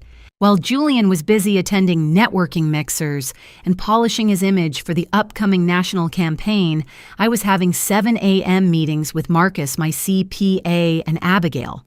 By December, the paperwork was a mountain of precision. We finalized the creation of the new entity, Vance Heritage Legacy, LLC. Under South Carolina law, a business owner has every right to restructure for legitimate operational reasons. Marcus provided a dozen pages of documentation confirming that the move provided enhanced liability protection and optimized tax flow. It was a standard corporate maneuver as clean and professional as a fresh sheet of parchment. The beauty of the trap lay in the original foundation. Julian had never been a member of the primary LLC. He was a contractor, a face, a voice, but he held no equity. Therefore, I had no legal obligation to inform him of the restructuring. He was a guest in the boardroom just as he was a guest in my mother's house. Throughout these months, I perfected my most important recipe, the role of the devoted, slightly overwhelmed wife. Every time Julian tried to flex his perceived intellectual muscles, I gave him the stage. One Tuesday in November, as the smell of cinnamon and roasted pecans filled the house, we sat at the dining table. Julian was leaning back, swirling a glass of expensive bourbon, his eyes shining with the glow of his own ego. "You know, Elle," he said, his tone dripping with the gentle condescension he used for explaining things. "You really should pay more attention to the structural side of the bakery. There's a massive difference between a standard LLC and a C Corp in terms of how dividends are handled. It's probably too dry for you, but it matters for the long term." I paused, a knitting needle tucked behind my ear, and looked at him with wide, appreciative eyes. Is it really that different? Julian, I thought an LLC was just a name on the tax forms.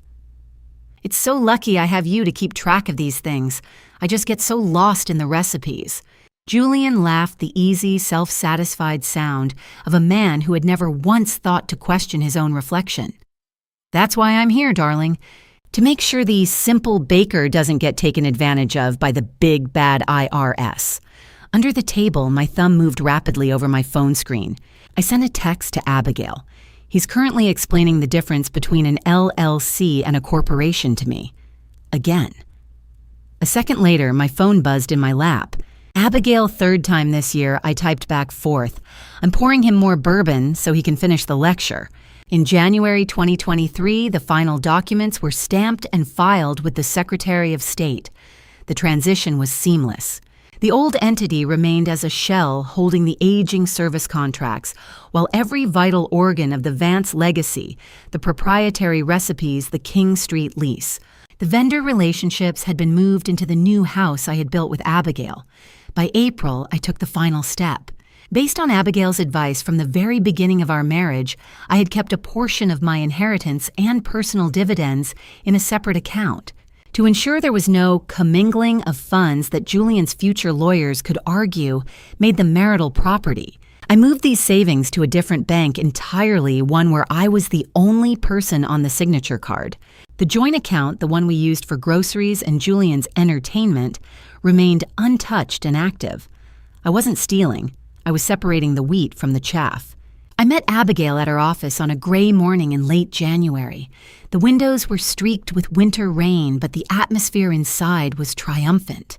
She had laid out the entire case file on her mahogany desk.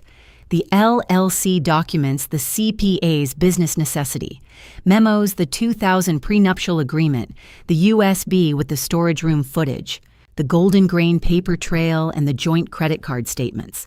It was a masterpiece of forensic preparation.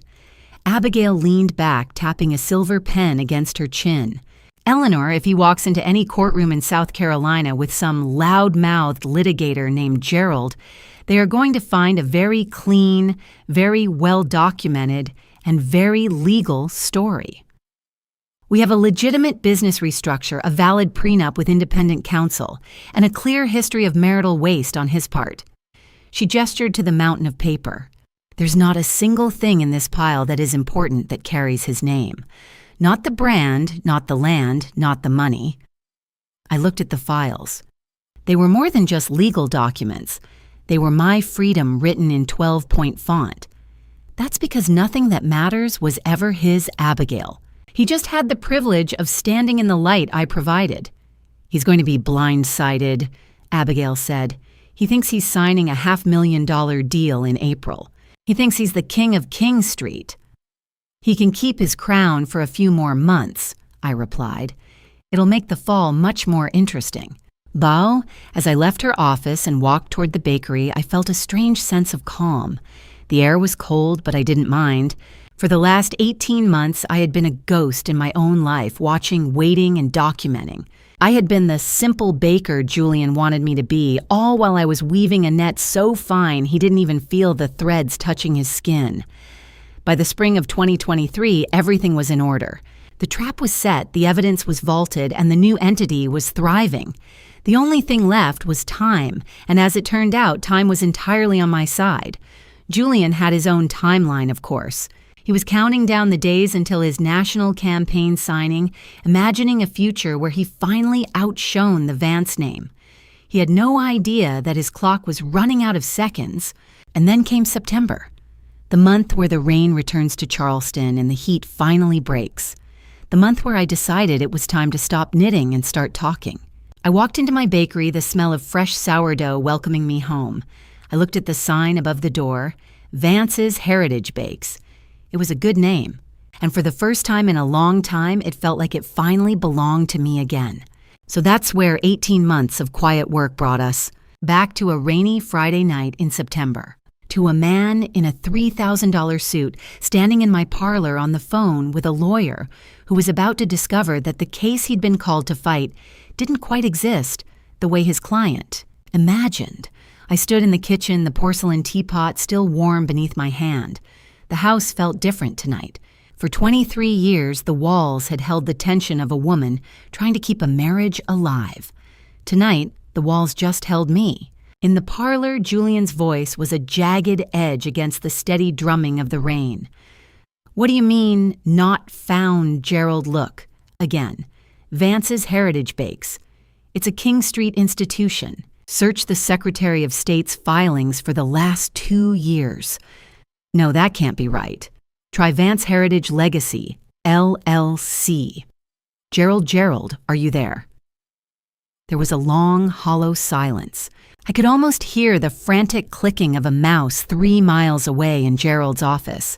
Then Julian's voice dropped an octave, losing its performative baritone. Member names who are the listed members. Gerald, just one, just Eleanor. His footsteps were heavy as he walked toward the kitchen, the floorboards groaning under the weight of a man who had just lost his gravity. He stopped at the threshold, his phone still gripped in a white-knuckled hand. His face was a mask of pale fury and disbelief.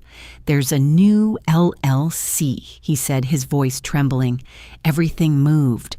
The contracts, the assets, the intellectual property. It's all gone. You moved the entire world while I was sleeping in the next room. I poured a fresh cup of tea, the steam rising in a delicate, indifferent spiral. 18 months ago, Julian, for tax purposes and liability protection. I mentioned it at dinner back in March. You were on your phone, remember? You told me to handle the boring stuff so you could focus on the brand. This wasn't boring stuff, he roared, slamming his fist onto the granite island.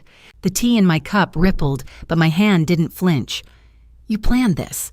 You've been sitting there with your knitting needles playing the quiet little wife while you were systematically stripping me of everything I built. I set the teapot down and looked at him, truly looked at him. The charcoal suit didn't look expensive anymore. It looked like a costume that no longer fit the actor. "No, Julian," I said, my voice echoing with the cold authority of the women who had owned this kitchen before me. I prepared. "There's a profound difference. You were the one who made the plan. You made the plan the night you decided to create golden grain to steal from my ovens. You made the plan the night you brought Victoria Sterling into my storage room like she owned the place. I simply made sure I was ready when you finished your performance." His eyes widened the mention of the storage room, hitting him like a physical blow. The self-assurance that had defined him for 2 decades evaporated, leaving behind a hollowed-out shell of a man. He opened his mouth to lie. I could see the old habits clawing at his throat, but the look in my eyes told him that the time for stories was over. "You have 20 minutes to pack a bag, Julian," I said, turning my back to him to rinse a spoon. "Abigail will be at your lawyer's office on Monday morning with the formal filing. The guest room is no longer available." He didn't move for a long time. Then I heard him turn and stumble up the stairs. The creak on the 4th step sounded final tonight. 10 minutes later, he was back. He was carrying a single leather suitcase, the one I'd bought him for our 20th anniversary. He looked smaller, the shadows of the hallway swallowing the sharp lines of his silhouette. He stopped at the front door, his hand on the brass knob. He turned back to look at me. I was standing in the warm yellow light of the kitchen, framed by the copper pots and the handwritten recipes on the wall, the things he thought were sentimental and weak. "This isn't over, Eleanor." He spat, his voice brittle with a desperate, dying pride. "You think you can just erase 23 years. You think a few pieces of paper make you the winner. This isn't over by a long shot." I stood straight, my hands clasped behind my back, feeling the solid, unyielding history of the house beneath my feet. "You've been a guest in this house for 23 years, Julian," I said, my voice carrying the weight of my mother's legacy. "And as I've told you before, guests don't get to decide when the party is over.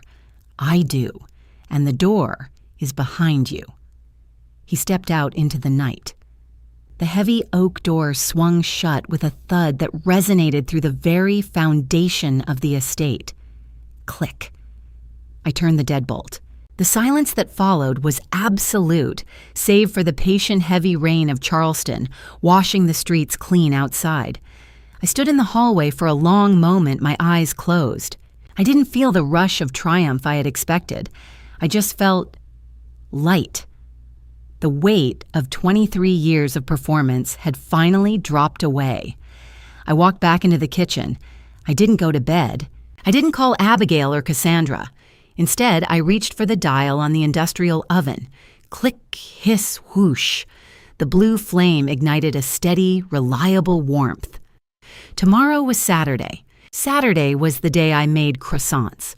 The dough had been proofing in the cooler, and it didn't care about divorce papers or stolen money.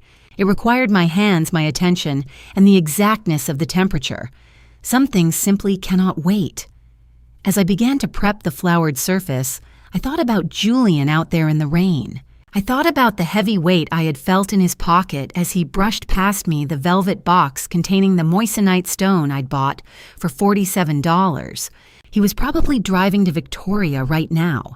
He was probably planning to present that ring as a symbol of his new freedom, a down payment on a future he thought he still had.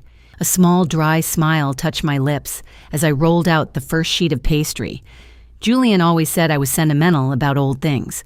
He never realized that the most dangerous thing about a sentimental woman isn't what she remembers. It's what she's willing to replace. The oven hummed a comforting, familiar sound. There was work to be done. And in the morning, the city would wake up to the smell of fresh bread, and the world would go on exactly as I had intended. Martha Higgins has walked the same route every morning for 11 years down Lagar Street, past my bakery around the block, and back home in time for her 8 o'clock coffee. She knows the neighborhood the way a good editor knows a manuscript. Nothing escapes her, and she remembers everything. At 7:15 on Saturday morning, she walked through my front door with the expression of a woman carrying news she couldn't wait another step to deliver. The bakery was already alive with the scent of high-fat European butter and the warmth of the deck ovens. Golden light from the September sun slanted through the tall front windows, catching the dust motes dancing in the air. I was at the marble station, my hands moving in the rhythmic, meditative process of egg washing a fresh batch of croissants. Martha didn't go to the counter. She marched straight to the end of my prep station, her sensible walking shoes silent on the checkered floor. Eleanor. She began, her voice lowered to that specific Charleston pitch reserved for tea and funerals. I saw Julian leaving last night. Past 11 with enough luggage to suggest a very long trip. He looked agitated. I didn't stop my work. The brush moved steadily over the laminated dough. He decided it was time for a change of scenery, Martha. Well, it seems the scenery didn't welcome him as warmly as he hoped, Martha said, leaning in. I went for my walk a bit early today. I stopped at Caviar and Bananas for a scone and ran into Denise, Victoria Sterling's personal assistant. The girl has the personality of a cactus, but she's been getting coffee there since 2019. I placed the brush down and looked at Martha. I knew Denise. She had come into the bakery once with Victoria and treated my staff like they were part of the furniture. Julian, in his infinite arrogance, had once corrected Denise's pronunciation of a French wine in front of Victoria. Denise had a long memory for slights like that. Denise was in a state... Martha continued, her eyes sparkling with the thrill of the narrative. I mentioned quite innocently, of course, that I'd seen Julian loading up his car last night. I told her I saw him taking something small and velvet out of his wall safe before he left. I said, poor man looks like he's trying to save what's left of his dignity. I turned to the oven, sliding the trays in. I could almost picture it. Denise, hearing that Julian was homeless and carrying a velvet box, would have texted Victoria before her latte was even poured. Victoria, a woman who treated business and romance with the same cold-blooded efficiency, would have sensed an opportunity or a liability. Julian showed up at Victoria's place before 8 this morning. Martha whispered, her hand hovering near a basket of sourdough. He wanted to make an entrance. He wanted to prove he was starting a new chapter with a grand gesture. He handed her that ring, Eleanor, the one you always wore. I leaned against the counter, feeling the steady hum of the cooling racks, and Victoria Sterling has spent 20 years buying estates and auctioning off the contents, Martha said with a dry chuckle. She knows the difference between a legacy and a lab-grown sparkler. Denise told me Victoria looked at that stone for exactly 3 seconds in the morning light. She didn't say a word to him, not a single word. Warwick-ew, I felt a small, sharp spark of satisfaction, as crisp as the crust of a well-baked loaf. Moissanite is beautiful, but it lacks the depth of a stone that has survived 70 years of history. To a woman like Victoria, being offered a fake was more than a mistake. It was an insult to her intelligence. She made him wait in the lobby. Martha added, her voice brimming with grim delight. 40 minutes, Eleanor. He sat there in that glass and marble lobby on Meeting Street while the staff walked past him like he was a delivery boy with a wrong address. Finally, Victoria sent Denise down to tell him that she was unavailable indefinitely and that his things would be couriered to a hotel of her choosing. I reached for 2 porcelain cups and poured the dark chicory-scented coffee I knew Martha loved. Good, I said, my voice as level as a horizon line. Cold lobbies are the least of what he deserves. He spent 23 years thinking he was the one holding the keys. It's only fair he learns what it's like to stand outside the door. Martha took the cup, looking at me with an old, knowing gaze. She had seen the rise and fall of families in this city for decades. She knew that in Charleston, the quietest houses often held the sharpest knives. Eleanor Vance, she said softly. How long have you been planning this? I looked at the King Street storefront, watching the first few tourists beginning to wander the sidewalks. Long enough, Martha. Some recipes just require a very slow bake. Martha sipped her coffee, a small smile of approval touching her lips. You know what I always say. A man who disrespects your kitchen, the heart of your home, disrespects everything you are. Julian thought he was the architect, but he forgot who owned the land. He disrespected a lot of things, I replied. He's going to have a great deal of time to reflect on all of them now. The bell above the door chimed, but it wasn't a customer. My phone sitting on the flour-dusted counter began to vibrate. I looked down. A local Charleston #1 I didn't recognize. I picked it up. Vance's Heritage Bakes Eleanor speaking. Mrs. Vance. The voice was feminine sharp and possessed the terrifyingly neutral tone of a high-level litigator. My name is Patricia Walsh. I am the General Counsel for the Sterling Wine Group. I believe we have some matters of mutual interest to discuss regarding Mr. Julian Vance's recent activities. I looked at Martha, then at the golden croissants cooling on the rack. Mutual interest. It seemed Victoria Sterling had decided to cut her losses and burn the bridge behind her. "I'm listening, Ms. Walsh," I said, stepping into the quiet shadow of the back office. "But I have a bakery to run. I trust you'll be brief." The game hadn't just moved to the next level. It had moved into the boardroom. And as I closed the office door, I realized that Julian was about to find out that when you lose the protection of a woman like me, you find yourself at the mercy of a woman like Victoria. And Victoria Sterling didn't believe in mercy. She believed in audits. I stepped into my back office and closed the door. Through the small glass pane, I could see Martha still sitting at the counter, pretending to read the menu she'd had memorized for 6 years, her ears practically twitching in our direction. I put the phone to my ear. Patricia Walsh spoke with the precision of someone who charges by the minute and means every word. Mrs. Vance.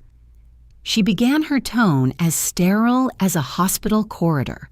I'll dispense with the pleasantries. As General Counsel for the Sterling Wine Group, my primary mandate is the protection of the corporation's integrity and assets. We have spent the last 6 hours conducting an emergency internal audit of Mr. Julian Vance's discretionary expense account. I sat down at my small desk, the smell of flour and yeast still clinging to my skin, a stark contrast to the high-stakes corporate coldness on the other end of the line. "And what did your audit find, Ms. Walsh?" "Discrepancies." Walsh replied, the word sounding like a gunshot. "To the amount of $67,000 over the past 24 months. It appears, Mr. Vance has been utilizing corporate funds for personal expenditures, luxury retail travel, and various service providers that have zero correlation with his contracted duties for the Sterling Wine Group." I leaned back, watching a dust mote drift through a sunbeam. 67,000. It was a drop in the bucket compared to the Sterling net worth, but for a corporate lawyer, it was a cancer that needed to be excised before it could spread. "Why are you telling me this?" I asked. "Julian is no longer in my house, and as of Monday, he will no longer be in my life.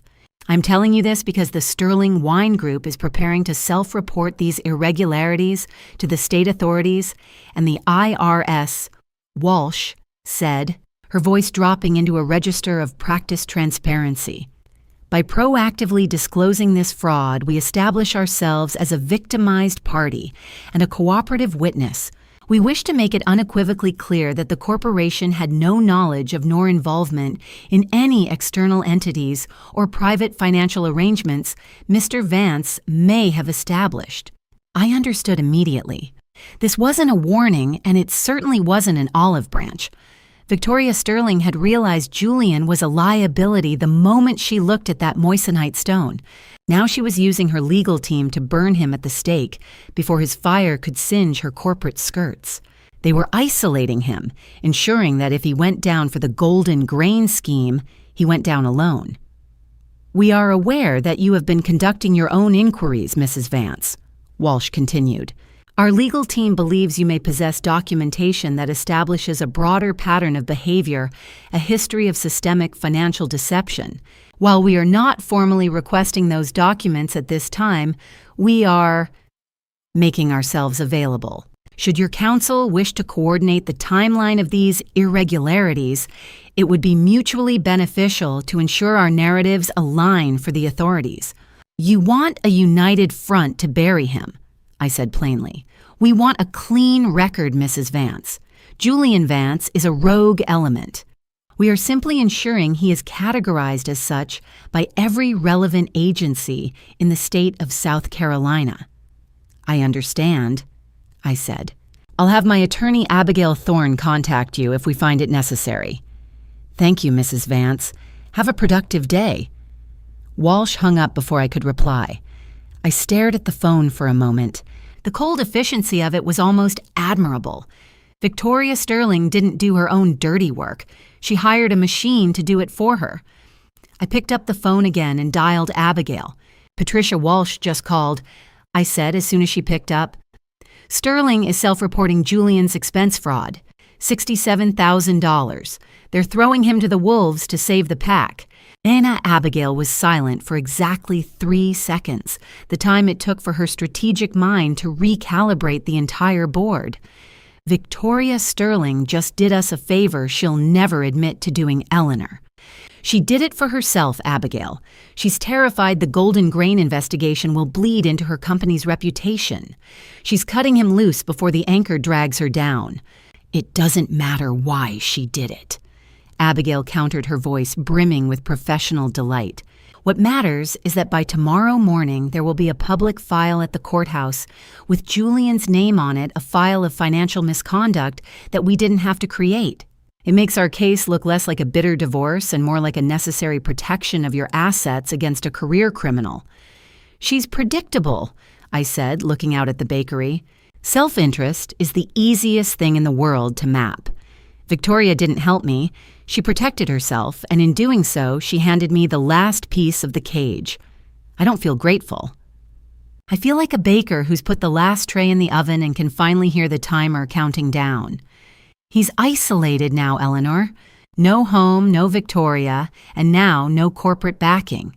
He's standing on an island that's shrinking with every tide. Abigail, I asked, what's Julian's move? A man like him doesn't just disappear into the rain. He's already moving, Abigail said. I got a call from the clerk's office 10 minutes ago. Julian has officially retained counsel. Who? A man named Gerald Fitch. He's based out of a storefront on Ogden Avenue in Columbia. He has a 3-star Google rating and a reputation as a bulldog litigator. He compensates in volume and aggression what he lacks in precision and ethics. He's the kind of lawyer you hire when you don't have a case, only a loud voice and a desire to make everyone else as miserable as you are. I laughed, a short, dry sound that felt foreign in my throat. Gerald Fitch. It sounds like a brand of cheap floor wax. He's preparing to open a case file for a client whose assets have already been carefully, legally, and thoroughly accounted for, Abigail said. Fitch is going to go looking for hidden money in your LLC and find nothing but closed doors and signed contracts. I almost feel sorry for him. To walk into a room thinking you're the hunter and realizing you're just the bait. It's a hard way to make a living. Only almost, Abigail. Only almost. I'll see you Monday morning, Eleanor. Rest this Sunday. You've earned the silence. I hung up and walked out of the office. Martha was still there, her cup of coffee long empty. I smiled at her, a real, genuine smile. Everything all right, dear? Martha asked, her eyes scanning my face for a crack. Everything is exactly as it should be, Martha, I said, reaching for a fresh box of croissants. I think the harvest is going to be even better than I expected. I looked out at King Street. The Saturday morning bustle was in full swing, people laughing and drinking coffee, oblivious to the fact that a 23-year-old empire was being dismantled, one document at a time just a few feet away. I felt a strange sense of peace. Julian was in Columbia right now, sitting in a dusty office on Ogden Avenue telling Gerald Fitch a story where he was the victim. He didn't realize that in South Carolina, stories don't matter half as much as the deeds. And I was the one who held the deeds to every single thing he thought he owned. Gerald Fitch spent 3 weeks pulling records.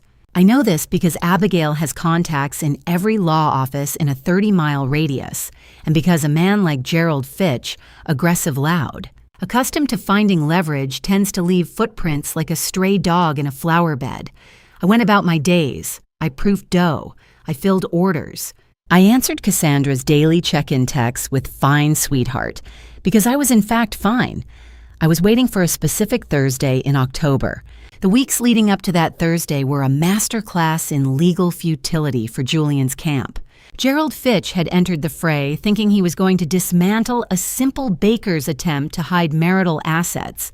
He went looking for the Vance's Heritage Bakes, LLC, and found a ghost, a shell holding nothing but expired flour contracts and old utility bills. When he dug deeper, he found the new entity, Vance Heritage Legacy, LLC, restructured 18 months prior with a mountain of CPA-certified business necessity memos. There was no fraudulent transfer. Julian had never been a member. Every time Fitch called Abigail's office with a demand for discovery, she answered him with a single indisputable document. He moved on to the house on Lagar Street thinking he could claim a portion of its appreciation. He found a non-marital deed untouched since 1982 with zero documented commingling of funds. He checked the joint accounts looking for unauthorized withdrawals by the wife, only to find they were active and stable. My personal savings were exactly that personal, held in a separate bank funded by separate pre-marital inheritance and private dividends. Finally, Fitch looked into the Golden Grain Supplies paper trail, and that was the moment the bulldog stopped barking.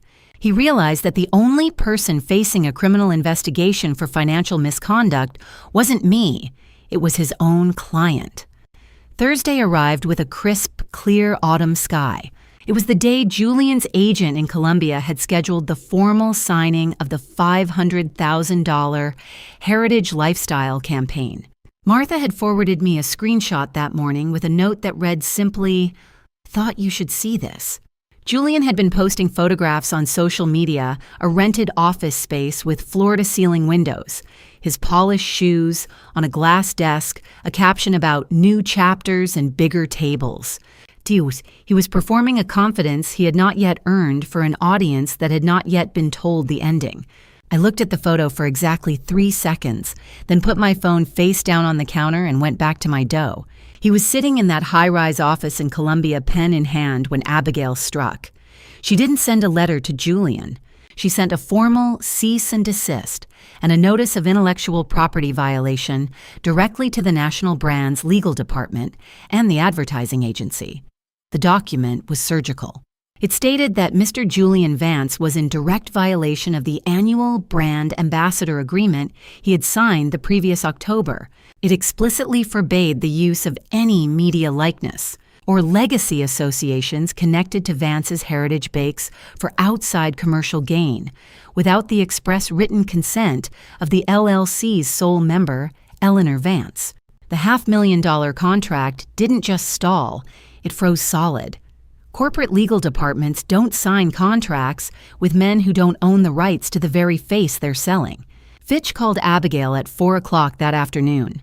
I was in the back of the bakery, the smell of butter and toasted sugar filling the air, when my phone buzzed. It was Abigail. He folded Eleanor. She said, her voice rich with the satisfaction of a job well done. Fitch cited irreconcilable conflicts of interest. He dropped the case this afternoon. Apparently, once he saw the brand ambassador filing and the Sterling Wine Group's self-report on the expense fraud, he realized Julian didn't have a penny to pay his fees, much less win a settlement. How did Julian sound? I asked, leaning against the cooling rack. Like a man who just realized he'd been billing for a case with nothing in it, Abigail replied. Fitch told him he's on his own. Julian lost the contract. He lost his representation, and Victoria Sterling's people have already moved his luggage from the hotel to a motel on the outskirts of town. He's completely isolated. I stood in the quiet bakery looking at the sign on the wall. Julian had built his entire identity on borrowed light. Every interview he had ever given, every charity event he had ever attended, every glossy lifestyle feature that called him a Southern tastemaker, none of it belonged to him. The lens had always been aimed at my grandmother's recipes and my family's name on the door. He was never the story. He was just the man who had learned to stand in front of it. He had spent years convincing himself he was the story. He never understood that he was always just the backdrop. Without the flour, without the ovens, and without me, he was just a man in an expensive suit with nowhere to go. The phone rang at 7 that evening. I let it ring 4 times. Not to be dramatic, but because I was in the middle of glazing the last batch of croissants, and I've always believed in finishing what I start. Precision matters whether you're making pastry or ending a marriage. I wiped my hands on my apron and picked up. "Hello, Julian." "Eleanor," he said. His voice was different. It wasn't the rehearsed condescending baritone from the night in the parlor 3 weeks ago. It didn't have the fire of his earlier anger. It sounded old. It sounded thin and fragile, like parchment that had been left in the sun too long. For a split second, he sounded like the man I had married 23 years ago, before the vanity and the greed had hollowed him out. "I'm listening, Julian," I said, sitting down on the stool by the back counter. I don't understand," he stammered. "The lawyers, the contract. They said I don't have the rights to my own face. They said the house, Eleanor, I have nothing. Where am I supposed to go?" "You have exactly what you had when you walked into this house in 2000, Julian," I replied, my voice steady and devoid of malice. "The only difference is that now you also have the memories of what you did with the time I gave you." The silence on the other end was heavy, filled only with the faint crackling sound of a bad connection and the distant rumble of Columbia traffic. "I'm sitting in a motel room on Ogden," he whispered. "Fitch quit. Victoria won't take my calls. Everything just stopped." "The clock ran out, Julian. It's been running out for 18 months. You were just too busy looking at the cameras to hear the ticking." I leaned my head back against the cool brick wall of the bakery. The air was getting colder outside, and the first hints of winter were finally reaching Charleston. "What happens now?" he asked. "Now," I said, looking at the golden trays of bread, "you finally start living the life you can actually afford, and I finally get to finish my work." I could hear the rain behind his voice. That same Charleston rain from 3 weeks ago, patient heavy, the kind of slow soaking deluge that saturates everything you're wearing before you even realize you should have brought an umbrella. I thought about the night he'd come home with his bottle of Bordeaux and his rehearsed speech, standing in my dry parlor like he was the one holding the ending. Now he was somewhere out in the rain, and I was in my bakery, and the croissants were done. The shop was quiet, the only light coming from the warm, amber glow above the cooling racks. I sat on the tall wooden stool by the back counter, the phone pressed to my ear, watching the water streak down the front glass where the gold leaf letters of Vance's Heritage Bakes shimmered against the darkness of King Street. Julian's voice was stripped of its usual polish. There was a hollow, echoing quality to it, as if he were standing under a bus shelter or in a lonely phone booth. He wasn't telling a story anymore. He was just listing the wreckage. "My agent won't take my calls, Eleanor," he said, his breath hitching. "The campaign, they sent a formal termination notice this afternoon, something about undisclosed legal liabilities. And Victoria, I went to the Sterling building this morning. I just wanted to explain. Her security escorted me out of the lobby. Patricia Walsh told them I was a trespasser. She said the company has no record of my employment." I looked at a tray of golden brown pastry, the scent of butter so rich it felt like a presence in the room. "The Sterling Group doesn't keep liabilities on the payroll, Julian. You should have known Victoria better than that.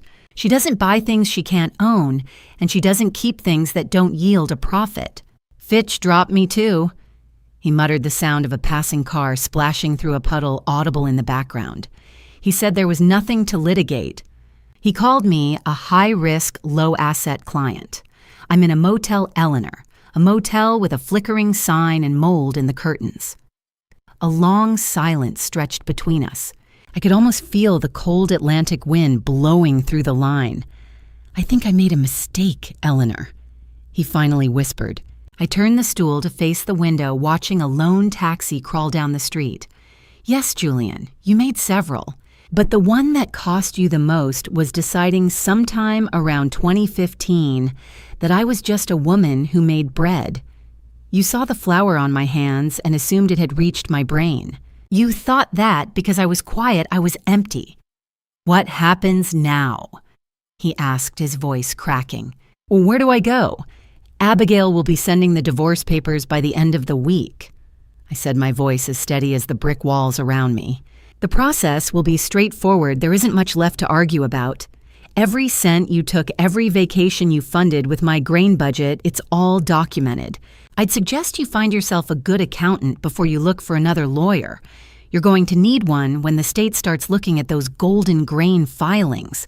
But the bakery. He started a desperate note of his old arrogance flickering for a second. I was the face of it for 8 years. I built the brand image. I deserve. The bakery was never yours, Julian. I interrupted, my tone sharp and cold. Read the LLC documents again. Read the prenuptial agreement you signed in 2000 when you had nothing but a smile and a bad credit score. Read the brand ambassador contracts you signed every October while you were busy checking your reflection in the glass. You had every opportunity to understand exactly what you were agreeing to. You just never thought you'd need to.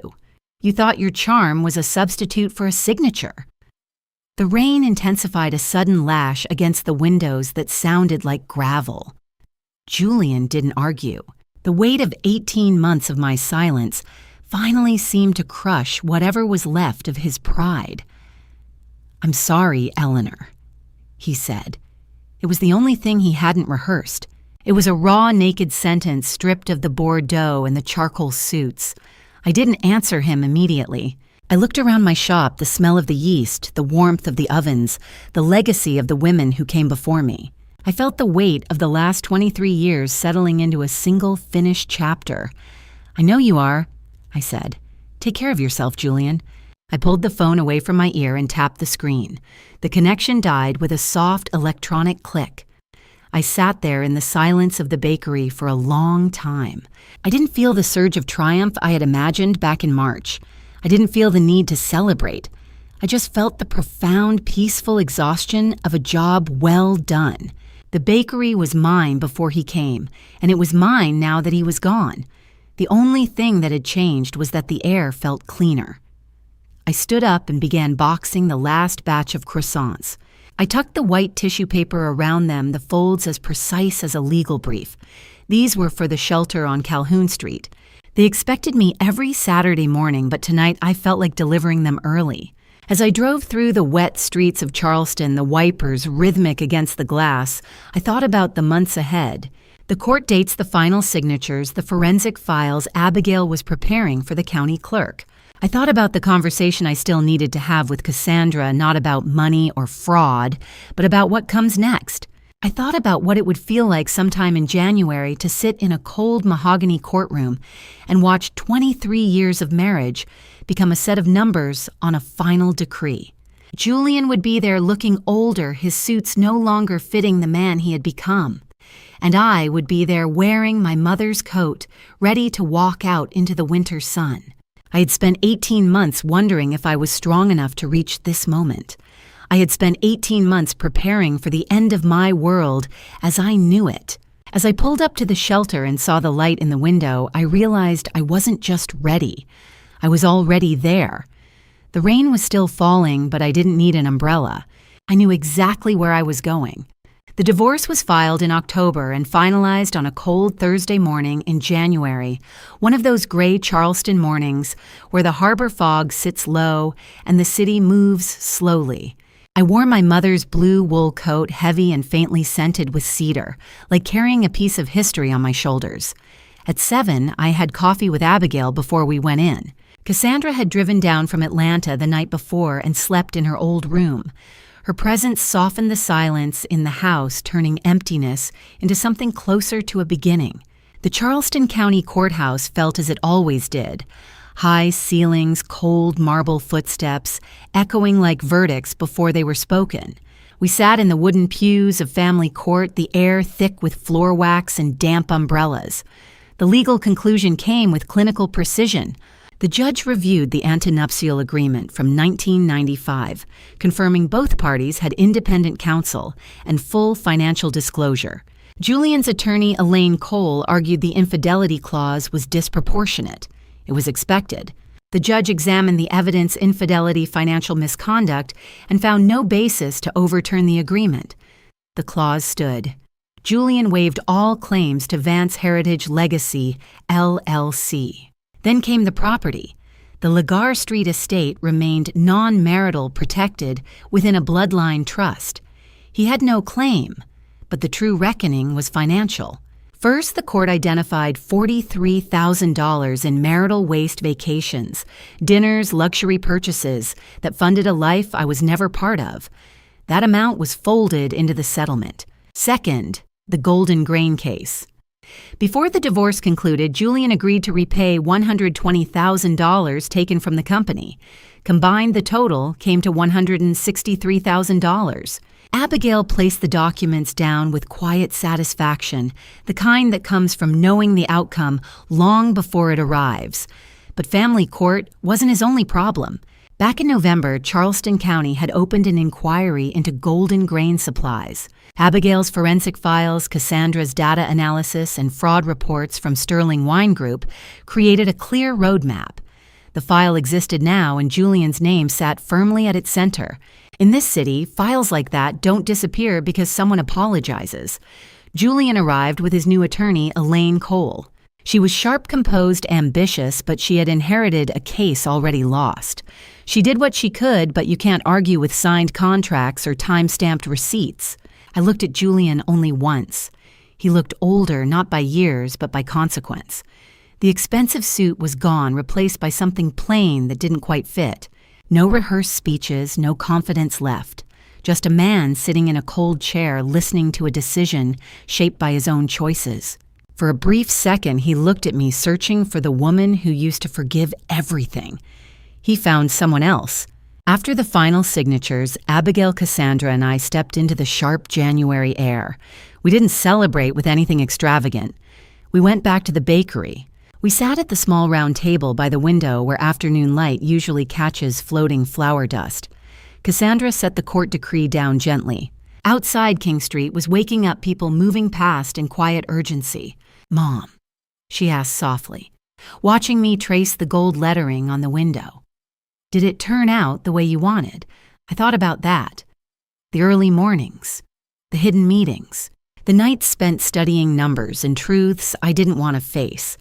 23 years built on something that had quietly shifted beneath me. It turned out the way it needed to, I said. That's not always the same as what you want, but it's enough. She nodded, eyes steady. You know what Grandma would say? I smiled, a real one, the first that day. She'd say the croissants need to come out before they lose their flake, and that some things are worth the patience. We sat there for a long time, watching the city come alive. The bakery smelled like yeast and something close to hope. For the first time in years, the name on the door didn't feel heavy. It felt like something I could carry forward. Later, driving home, the harbor passed beside us, gray, reflective, honest. Cassandra was behind the wheel. "Are you angry?" she asked. "Not about the money." But the years, I looked at my hands, no ring now, but steady. I thought about everything, about who he was, about who I had been. "Angry," I repeated, considering it carefully. "No, I'm not angry. I'm just finished." There's a certain kind of peace that comes when everything is settled, when nothing is owed anymore, not even explanations. I leaned back and watched Charleston fade into the mist. The harvest was done, and for the first time, the future didn't feel like something already written. It felt blank and ready. Looking back at this family drama story, I've realized that God gives us the ingredients, but we are the ones who must knead the dough. For 23 years, I thought I was building a home only to find I was furnishing a cage. My journey is a testament to the fact that every family drama story has a hidden ledger, and eventually every debt must be paid. If I could offer one piece of advice, don't be like me. Don't wait 18 months to reclaim your soul. Don't let your silence be a hiding place for someone else's lies. In the world of family revenge stories, the greatest victory isn't the money or the house. It's the moment you stop seeing yourself through the eyes of the person who betrayed you.